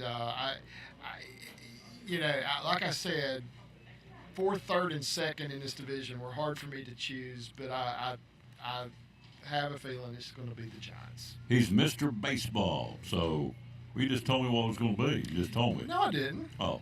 I just said they were hard to choose. Oh, the Giants. Yeah, okay. I said the Giants for 4th. 4th, yes. you're right. Yes, All yes, right. yes. So we're down to 2. Dodgers going to win the division. We know that. So we're down to 2. San Diego and Arizona for 3rd place. I'm going to say, you're going to say, 3rd place will be the Arizona Diamondbacks. Oh, Tom, it's number 2 that you've missed. I'm going San Diego in 3rd. Wow. And I'll tell you why when we get to number 2. But, I like San Diego. If you look at their lineup, they're solid. They got Dylan Cease at the top of that rotation. They still got Yu Darvish in their rotation as well. There's just something, and I like Luis Arias as their first baseman, Guy can hit. He can really hit. I just don't think they have what it takes to win enough games to get over the hump in that division. I think they will be a winning team. I think they will have a winning record, but I don't think they'll be able to compete in this division. So you put number 2, the Arizona Diamondbacks, because they got Yes. Corbin Burns. That's the Corbin big Burns made a huge impact on that decision for me. The fact that they went out and got him. They got Corbin Carroll as a player too. I like their infield. Ketel Marte at second base. They lost Christian Walker. I think that was I think that's a negative for them. But then they go up and pick up Josh Naylor from the Guardians. So, I think when they had a loss, they went out and tried to fill it, and I like what they did. I think they're going to be good. I really do. So there's your top four, or the bottom four. Yeah. Would go Arizona, San Diego, San Francisco, Colorado. I'm going to go ahead and tell you, ain't nobody got nothing for the Dodgers. The only way they're going to get beat is they self-destruct from within. So everybody's top to bottom, they're loaded. Loaded. Everybody's going out and picking up the guys that they're designating for Cast off. assignment. Yeah, they're cast-off guys because they're better than what most teams have. I mean, now they're saying Otani's going to pitch this year. Yeah, So about Blake May, he's Snell. going to start pitching. So he's going to be back pitching. You got Blake Blake Snell. Snell. You got Tanner Scott in the bullpen. You picked him up. Yeah. Who's the other frontline pitcher they picked up? Picked up somebody else. Oh, Sasaki. Sasaki, Ricky yeah. Sasaki. You re-signed Teoscar Hernandez. You already got Freddie Freeman. You already got Mookie Betts. I mean, it goes on and on and on. So we're leaving people out. I mean, so you were hearing that they were going to, get rid of Chris Taylor. I mean, because they didn't have room for Chris Taylor. I mean, come on. This guy has been a solid, Oh, yeah. Guy that has played all over the field for them for years. And they say, okay, well, this guy's going to be maybe our 25th player. You still At get it? best. Who's the catcher? That is the catcher, isn't it? Who's the Dodger catcher? Wells? No, it's the Yankees. Yeah. I can see his face. Who? See his- Wes? Wes Smith? Will Smith. Will Smith. That's it. Will Smith. You got who's the guy? Tommy, the guy that he resigned. You lose Gavin Lux to the Reds, which okay, but who's the infielder? Tommy. Tommy Edmond. Edmond? They Tommy got- Edmond, yeah. Well, they may play him in center field. So, listen for a pitching rotation: Blake Snell, Yoshinobu Yamamoto, Tyler Glasnow, Shohei Ohtani, Roki Sasaki, Tony Gonsolin, and they haven't even gone out and signed Clayton Kershaw. Clayton Kershaw, that yeah. they're going to. They keep saying they're going to do that. In the bullpen, Michael Kopech, Blake Trinan, Tanner Scott, Kirby Yates, they went out and got him for the bullpen. Will Smith and Austin Barnes as their catchers. Freddie Freeman at first base. They even got that guy Hyesung Kim as well. They went out and signed him. They've got Max Muncy, Mookie Betts is going to play shortstop. Teoscar Hernandez, Tommy Edmond, Michael Conforto. They picked him up. Your 2025 World Series champion, the Los Angeles Dodgers, bar none. I wouldn't say that just yet. Oh, because, I'm going on the record. They won it. Just give them the trophy. Mail it to them. Give it to the Dodgers. Yeah. On paper, yes. On paper, I know But there's that. a reason that they play the games. Oh, absolutely. So, I'm just. Yeah. But anyway. Yeah. It's ridiculous. Yeah. It's ridiculous how good that lineup is and how good that team is going to be.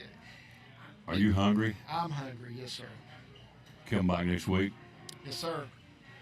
Looking forward to having you back. Looking forward to having you back. I'm going to try to find that stupid tape. Find that tape. Yeah, I've got it. Just trying to figure out how I can get it transposed onto something. What would I guess put on a jump drive? Brandon Bell help me. He's technically savvy. Yeah. He can help me. Go from a reel to reel to a jump to a thumb drive. He's saved my bagels many times out in Milligan. It's Okay. like, if you try to hit this right here, voila, it works. It works. What's that button? Well, and he goes this long. I said, this hit as long as it works. It's on.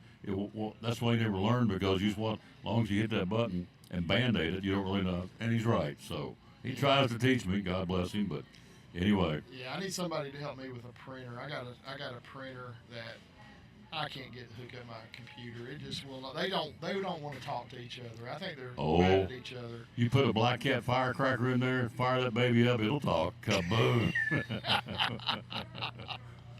Go get that ball peen hammer and say, you want to talk there? What is it? What kind is it? It's a cannon. Oh, let's bust that cannon. Let me destroy it. Let me have it. Yeah, you'd We'll video it. You'd think it'd be easier than what they're trying to make me do to connect this thing to my computer. But anyway, You're going to love this. I'm going to close. I have a buddy of mine sent me the video.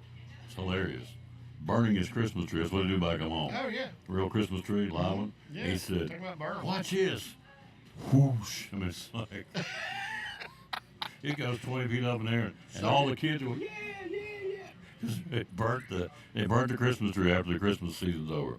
Live tree, of course. And so back up home, we just do things with it. We burn couches. We burn Christmas trees. So and we can burn a can of coffee or two. Absolutely. Blow that bad boy Blow it up. Yeah. Put some Black Cat I'm gonna tell firecrackers you, in there. about 7:30 last night, I was about ready to do that. Oh yeah. Oh yeah. I After about have an hour trying to figure it out. my patience limit is pretty good on the meter till I get to something like that. You can ask that man right over there. I have zero. I'm doing better than I used to. Zero patience. Why does it work? Why did it change? Why did I go to bed?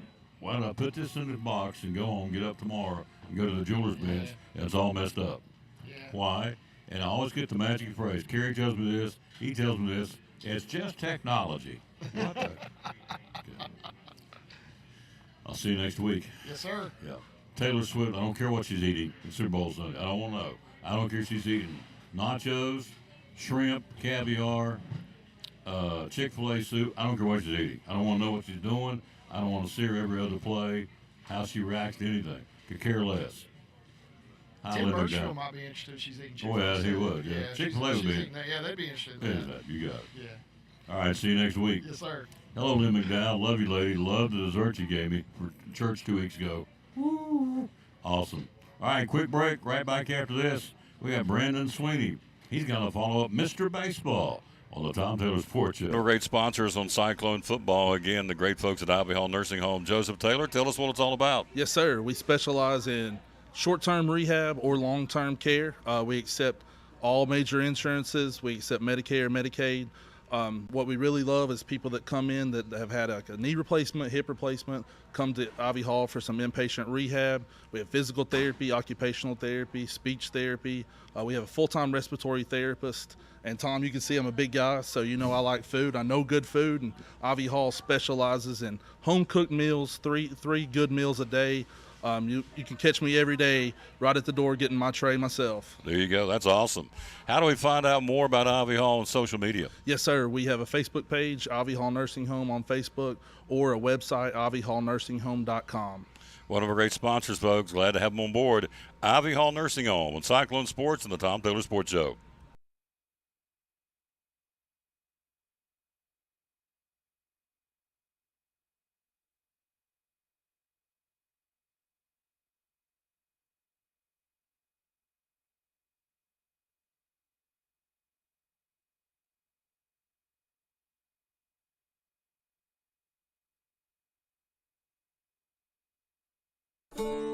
These are the hands that planted the seed and pulled the weeds and fixed the engine and harvested the crop and loaded the truck.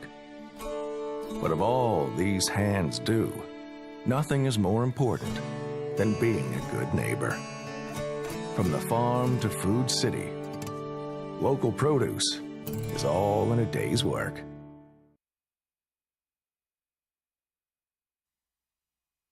Back on the Tom Taylor Sports Show, we're here. I love this guy. He's awesome. Hello, April Sutphin. Hello, Nana Gooch. Hello, Lynn McDowell. Love you. We lost a good one, dear. Bobby Stout will be the honor of being one of his pallbearers Saturday. So Pastor Stout walking the streets of glory. He don't want to come back, and why would he come back to this mess after what I read about in the Bible about heaven? Whew. Gonna be sweet. Oh, yeah. Think they'll have radio stations up there we can call ball games in heaven? Maybe. Maybe, yeah. Maybe. I think we'll be at the feet of at the throne most of the time, worshiping the one who's deserving. So maybe we'll get to ball games. I don't know, but anyway, Pastor Stout's gone. He's gone, but he's not gone. We'll never ever forget him, the legacy he left behind. So we'll be there at the funeral on Saturday. All right. We jump in. We got lots to cover here, my friend. We're going to start with the obvious. We're both Raiders fans. The Raiders. We pick up Pete Carroll. Now we get Chip Kelly. Are you good? Are we in the right direction? Yep. We're doing good? I think so. All right. We've got, experienced people who know what they're doing, and they've done it for years. Some people will say, Chip Kelly, he had a flame out when he was in the NFL, but he was the head coach, and he was the CEO, GM of the Eagles at that time. And I think when he's in this certain role of offensive coordinator, I think that's where he's at his best. And so, I think it's a really good move. and I'm fine with them paying him top dollar to do it like Yeah, they did. absolutely. I'm fine with that. Mark Davis says, by his own admission, I don't know what I'm doing. He's finally come out and said, my father died, left his team to me, and I don't really know what I'm doing. When he was alive, he didn't want me around the team because I didn't know what I was doing. So now, as the late Ronald Reagan said, he's the president. I'm not very smart. I was just smart enough to surround myself with people who were smart. And I think that's what Davis is doing. He got Tom Brady. Brady knows the ins and outs, obviously, of pro football and of football in general. And he has went and got Pete Carroll. He's got Chip Kelly, the offensive coordinator for the Raiders. And so be interested to see what comes up next. I'm sure they're going to make a blockbuster move to get what's most desperately needed is a solid quarterback. So we'll see. All right. Super Bowl, Chiefs, Eagles. Break it down for me.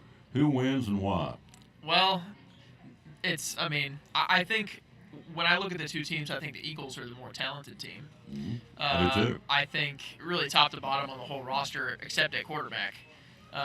You look at their roster and you're like, okay, yeah, I think they're probably more talented than the Chiefs are. Whenever it gets to this part of the year in the Super Bowl, late in the season, the Eagles and all of their different,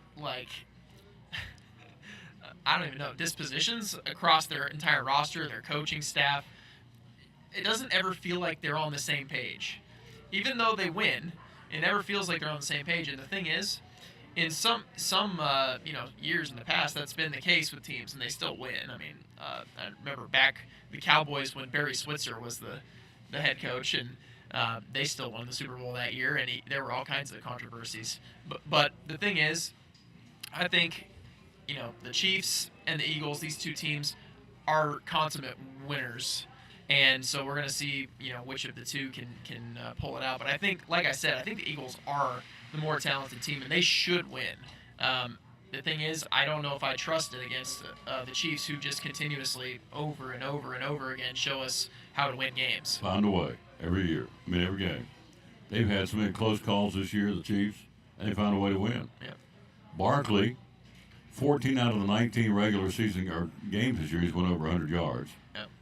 2,000 for the year and then some, so he's having an incredible year to say the least.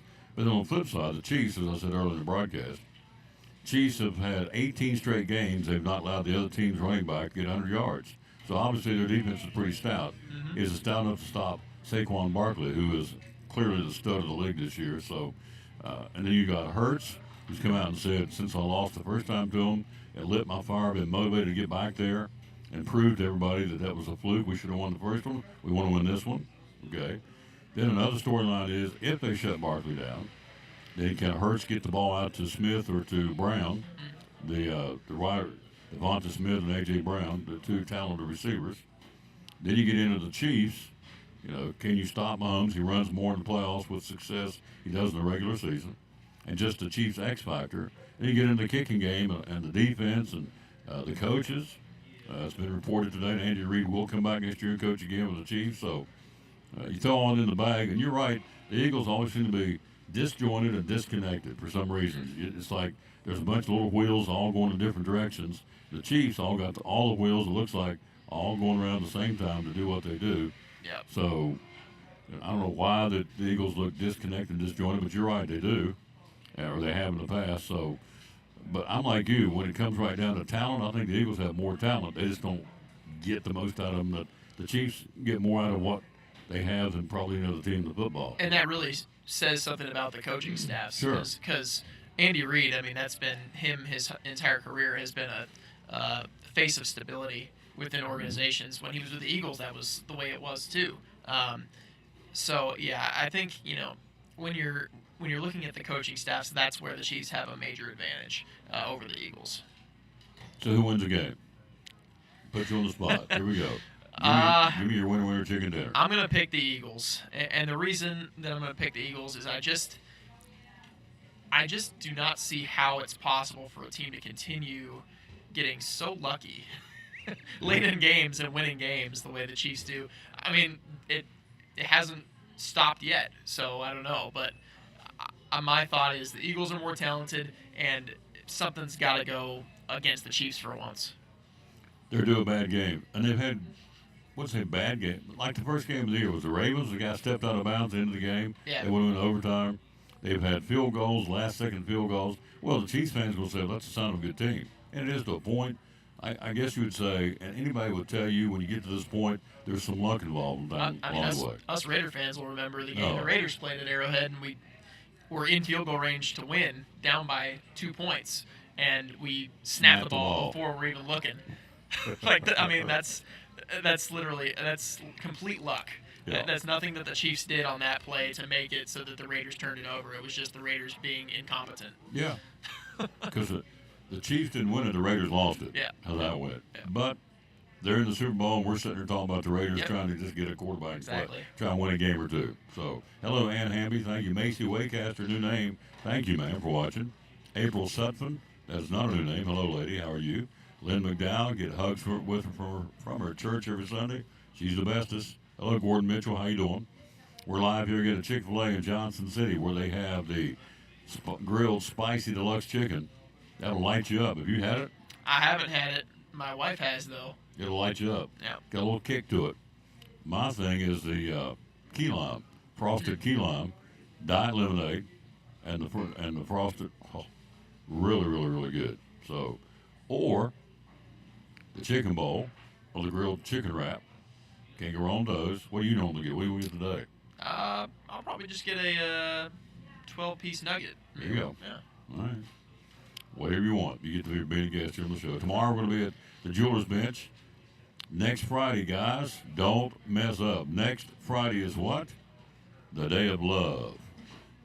Don't mess up. We'll be at the Jewelers Bench tomorrow giving some gift-giving ideas. You can see what you can go get and anything, the price range that she'll have things anywhere from $100 to whatever. Sky's the limit. Where you want to get your significant other. Ladies, don't mess up. The guys like things for Valentine's Day, too. So if you have a girl or a lady or a significant other, what do you want to call her, make sure Mama gets something for Valentine's Day.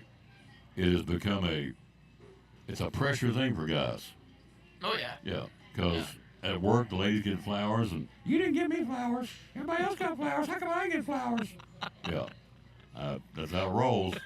Trust me. I've been in the office before with ladies down through the years, and if all the other ladies get flowers and this one doesn't get flowers, oh, he hears about it. Well, we went into the break room. Everybody else got flowers. I didn't get flowers. And it's like, okay. I don't know about jewelry, but flowers probably it's almost a given. So, but you know what, guys like to get things Valentine's Day too.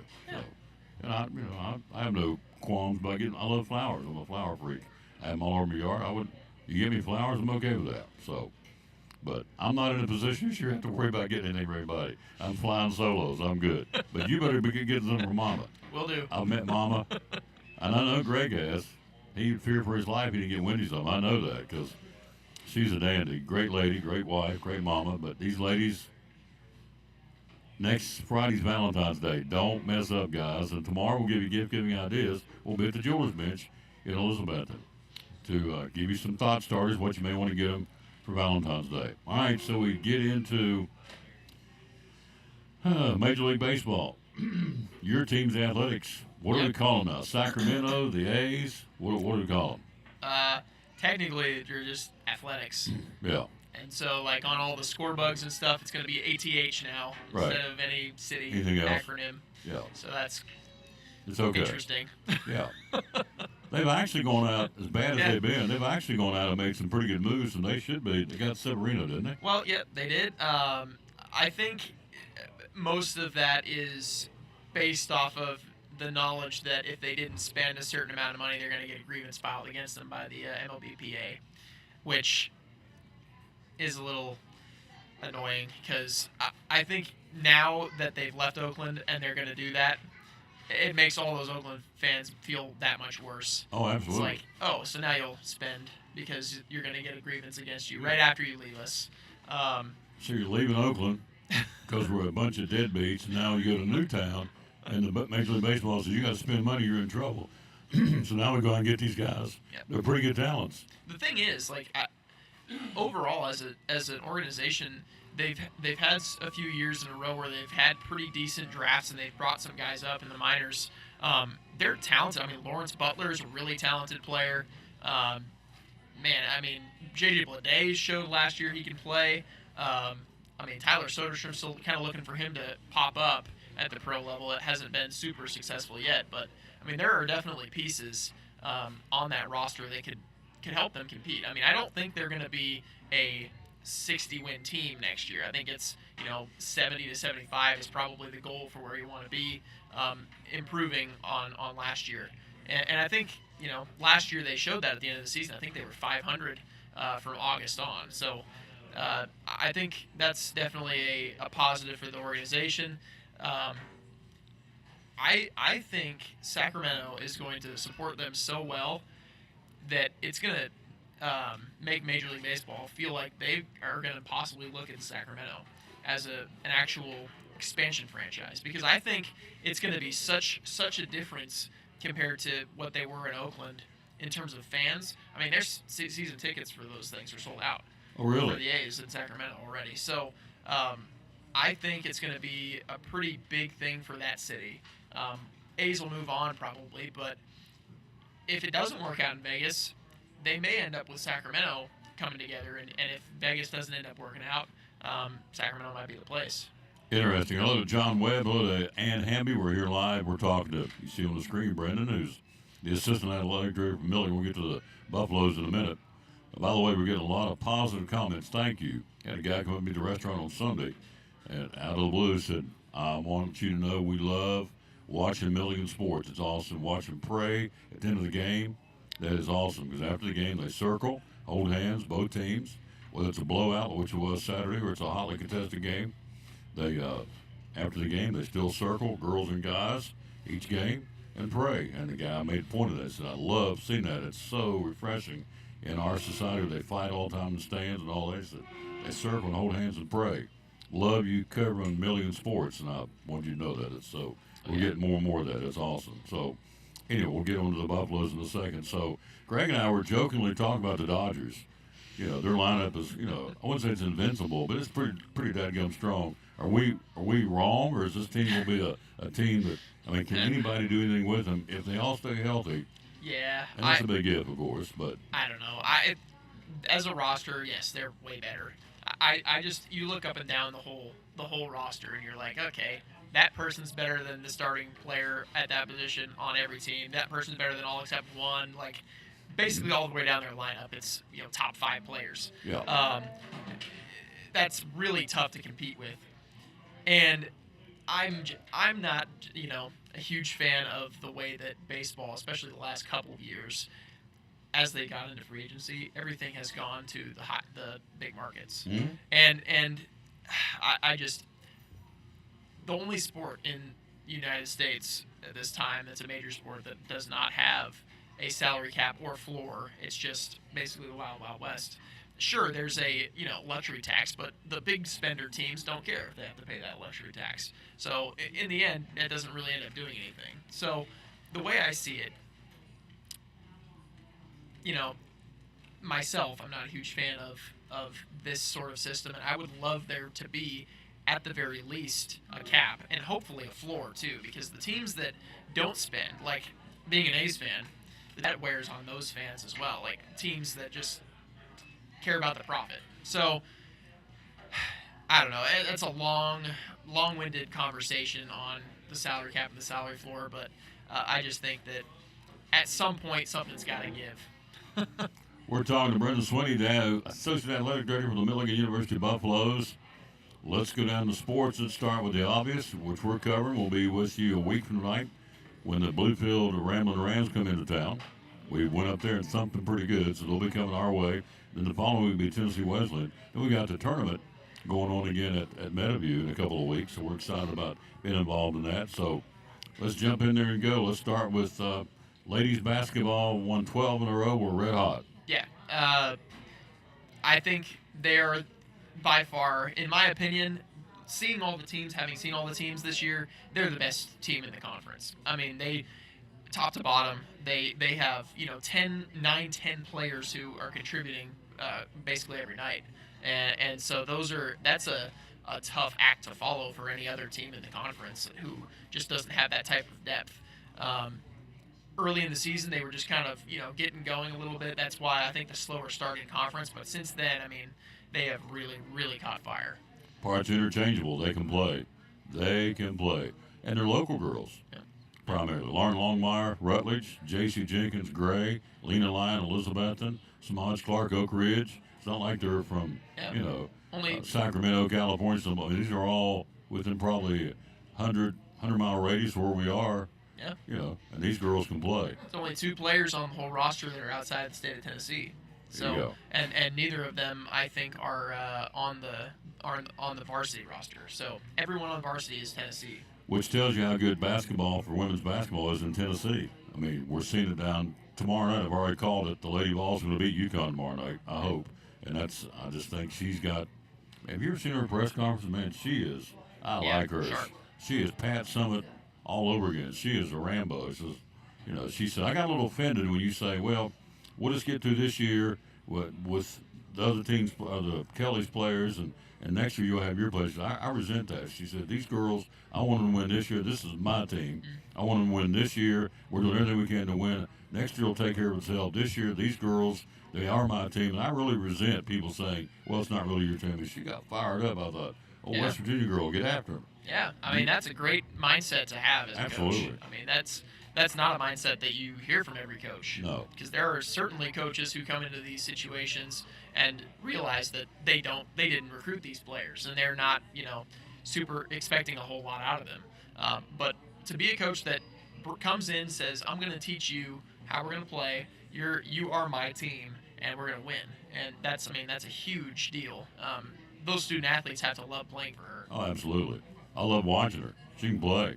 In the middle of all that, she gave birth to a child. So, props to her. So that in and of itself is a fantastic thing, to say the least. So, anyway, Lady Vols go. And so Tennessee basketball is where I went with this. In the state of Tennessee, a hotbed. As he said, all but 2 girls in the Milligan roster, it's won 12 in a row, are non-Tennessee girls. The men's team also playing some rock-solid basketball. They really took them to the woodshed to the CIU team out of Columbia, South Carolina. That was a heck of a game. Yeah, and that's a team in Columbia International that was receiving votes nationally and had just beaten Milligan on the road. Milligan went to CIU. And really, I think they should have won that game as well. They just played pretty poorly, turned the ball over a fair number of times. But this time around, not the case. They were firing on all cylinders, and now they've got, tonight they've got Bryan on the schedule down in Dayton, and that one's a big one too, because Bryan is currently tied for the lead in the conference as well. So 3 games in a row, actually, that Milligan has played now against teams in the top 4. So big game for the Buffs tonight. If they can get a win tonight, I mean, I wouldn't put it past them to possibly even get to the top of the conference by the end of the season. Oh, that's exciting. Girls are already there. They're number 1 in the league. They both play at Bryan down in Southern Tennessee tonight. And we'll have them both next Wednesday night at home against Bluefield. Bowling, Milligan bowling, red hot. They are doing well. They were at the NAI Southeast Regional this last weekend. That's down in Atlanta. And the men placed 3rd in team games out of 15. And then they placed 4th the next day in the Baker games. So the way bowling works, there's team games and there's Baker games. Team games, it's just basically the coach chooses which bowler he wants to bowl in each frame, and then they basically bowl a game as a group. The Baker games are a little bit different. Baker games, it's just everybody bowls on your team, and then you add up all the scores. Mm-hmm. And so the way that works is, it's same team scores over the course of those Baker games. So 3rd in the team games with the individuals of groups of just a few doing those games, and then the Baker games with the whole roster finished 4th. And then we had Alex Evans bowl a 300 on the men's side. So that's second 300 of the year for Milligan bowling. First one came from Emily Horton the week prior on the women's side. And then the women this weekend finished, I think it was 4th on the team games and 6th in the Bakers. Yep, So 4th in team, yep. Hello, Steve Shipley down in Middle Tennessee. How you doing, Coach? Thanks for watching. You watch as often as you can. I appreciate that. Used to be the great coach at Dobbins Minute back in the day. So we covered basketball. We covered bowling. How about indoor track for Milligan? That's hot, right? Too. Yeah, they're doing awesome. They've got the conference championships, the indoor conference championships, this coming Monday and Tuesday in Winston-Salem. I'll be with them in Winston-Salem covering that. They have been really good. Ellen Mary Kearney on the women's side has been outstanding. Has national standards at every major distance at the long distance runs, 1,000, 3,000, 5,000, and the mile. So four national qualifications in those. On the men's side, Luis Peralta's been running really well. Bryn Woodall, it just is amazing. Cross country conference champion. So. Yeah, across the board, our track and field squads are in good shape. And talking with Coach Lane yesterday, he was saying he has, some hope that both teams could possibly win the conference championship in the indoors. He's a Raiders guy too. He is. He is a Raiders guy. He talks with me about it in the office sometimes, and always comes in there and says, "How come we can never win?" We did at one point. So I went back over the weekend and watched the documentary on the Raiders. Mm-hmm. Oh, Howie Long, Marcus Allen, Kenny Stabler, Freddie Bolitnikoff, Marv Hubbard, right on down the line, Lal Alzado. Oh, those were great days. Maybe we get back to that. But anyway, Coach Lane is so there's 3 Raiders fans inside of Milligan. Me. You know, it's funny. Actually, our cheer and dance coach is also a Raiders fan, Tori Mingo. Oh, is she really? Yeah. So 4. Little Tori's a Raiders fan? Yep. Wow, I have to remember that. So. Yep. The Raiders. All right, so. Got a little community of Raiders fans out here in East Tennessee. Kenny Hawkins, JHL sportscaster. He's a big. Every time he sees that dude, what's wrong with their team? I say, I don't know. They can't play dead in the Western movie. I don't know. So he just laughs. Yeah. He said maybe someday. I said, yeah. Maybe before we kick the bucket, we'll see the Raiders turn things around. Hopefully. Sure hope so. Swimming in Milligan, going good too. Doing really well. Conference championships start tomorrow up in Kingsport at the Kingsport Aquatic Center. Those, the expectation there, probably going to have a victory on the men's and women's side. Got really impressive times, really up and down the whole roster. In every stroke, Milligan really is going to be dominant and expected to be dominant at the conference championships. What's the stat that Christian gave me at the game the other day? 1,200 kids, and what percentage are student athletes in Milligan? About 70. 70%. Yeah. 7 out of 10 kids walking across that campus are involved in some way, shape, or form, whether it's a dance team, cheerleading team, disc golf, bowling, fly fishing, mountain biking. 31 sports this man takes care of here. By the way, all the things he's telling you, there's not a single note on the table. I don't know how he does it. I really don't. I used to think I was pretty good at retaining and remembering things, but I'm not sure how he does what he does, but he does it well.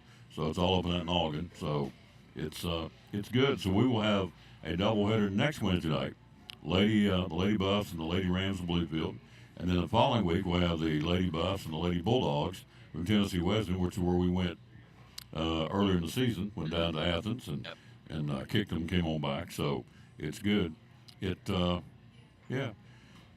Haven't gone, I've only been to one, Athens, but going there in that environment and coming to Steve Lacey Fieldhouse in Milligan's apples and oranges, it's a whole different animal. Our home court advantage is just that. We've got a great fan base. We're noisy. We're loud. And it makes it for a tough place to come play. Oh, yeah, absolutely. And, there's in our conference, there are a few places like Lacey where it's a tough home crowd to really go into. And one of those is Bryan that they're going to this evening. So lots of confidence in the teams tonight, but it will be a tough one for them, being on the road in Dayton. So the ladies have won 12 in a row. The guys have won, I think it's 7 out of 9. 7, 9, 10 out of 12. 9, 10 out of 12, yeah. Yeah, so that's right. they're red hot too. And the other day, they were playing CIU, and the games was long and long, and Tomba broke free and ran one home, about ripped the backboard down. Yep. I mean, he hammered a 7-footer, and that flipped the switch. From that point on, CIU was like a deer in headlights. Yeah. We just mowed over them. Oh, yeah. I mean, from that point on, it almost felt like CIU was just completely discombobulated. Yep. Didn't have any sort of rhythm on either side of the ball. I mean, They were giving up baskets left and right. We're shooting shots and just not even coming close. It was a display for sure. Got to ask you, last question, going totally off what we were talking about. College basketball. Mm-hmm. Rick Pitino's got yet another team, St. John's, who beat Marquette last night. They're 12th in the country. He's been at Providence. He's been at Louisville. He's been at Kentucky. Now at St. John's. And, of course, he was the Celtics in the NBA. But in college basketball, say what you want, Rick Pitino, he gets it done. Yeah, he certainly does. And it's just basically shows you that if you have a good coach, you can win. And it doesn't matter what program you're a part of. If you have a good coach, you can win. And I think, even when there was another small school that he was at too. Wasn't there? Iona? Yes. Iona. It was yeah, Iona. the You're Iona right. Gales, and they were great when he was there too. The Gales. Yep. So, How about that? yeah, there's even more evidence for Proof. you Yeah. that he's just a really great coach at the college level, and good for his guys to be able to really improve. St. John's, obviously, a team that has a lot of pride in their program in basketball, and they've been really good in the past. But it's really nice to see them back at this level of prominence. With Lou Carnesecca, the late Lou, he's passed away. He was the head coach at that point. Yep. And then I bought a book at the Eagle Center, $5 at the Eagle Center in Elizabethton, by John Wooden. Oh, incredible. Yeah. 10 national championships, 7 in a row with the Bruins. I don't think it's ever going to be duplicated. No. It's like Johnny Vandermeer's back-to-back no-hitters in baseball with the Reds. Nobody's ever going to do that. To win 7 straight, especially the parity we've seen last weekend, top 25, half the teams got beat. Yep. So for a coach to take a team and for 7 straight years win the national championship, won 10 total, 7 straight, the late John Wooden, the book is incredibly good. And so, he's kind of set the bar in coaching almost in any sport, I guess, certainly in college basketball. You think it's ever going to be duplicated? No, I don't think that's possible, especially now with NIL and things like that. Like the parity is just so vast now that I don't think that could ever be possible again. Yeah. MilliganBuffs.com. MilliganBuffs.com. Yeah, you got schedules, rosters, news, record books. You got all kinds of things on there to look through. Really anything that you want. You have told me, some of the folks out there have told me you like seeing this guy on the show. Love having him on the show, and I do too. A plethora of knowledge. So there you go. Thank you as always, sir. Got it. I'll see you next week. All right. Sounds Get good. you something to eat. You get nuggets today is what you said? Yep. All right. Get you some nuggets. We're going to take a break, and we'll show you this new sandwich I got. This is the Spicy Deluxe on the Tom Taylor Sports Show. That spice is 10 out of 10. Would recommend.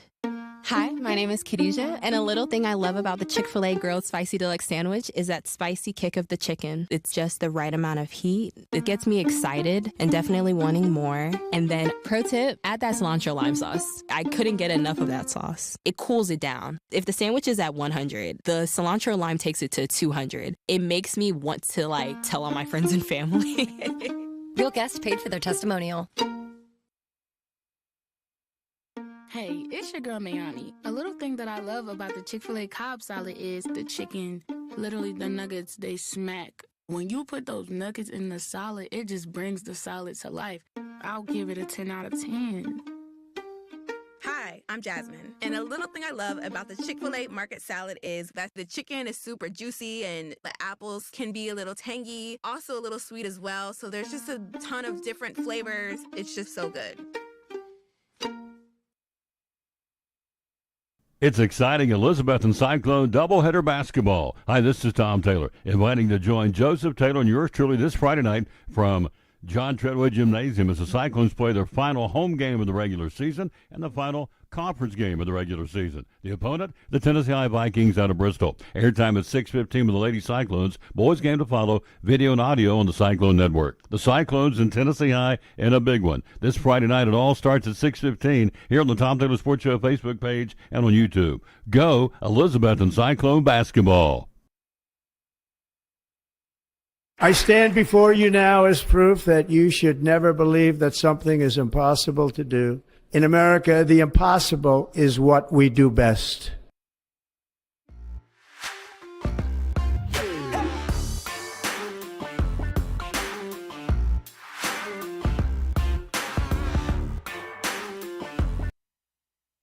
Back in the Tom Taylor Sports Show, we're going to wrap it up again. Thanks to our guests, as always, Andrew Smith, sports writer, Johnson City Press, Mr. Baseball, Greg Salyer, and, of course, just now, Brendan Sweeney, the Associate Athletic Director, Milligan. Always good stuff.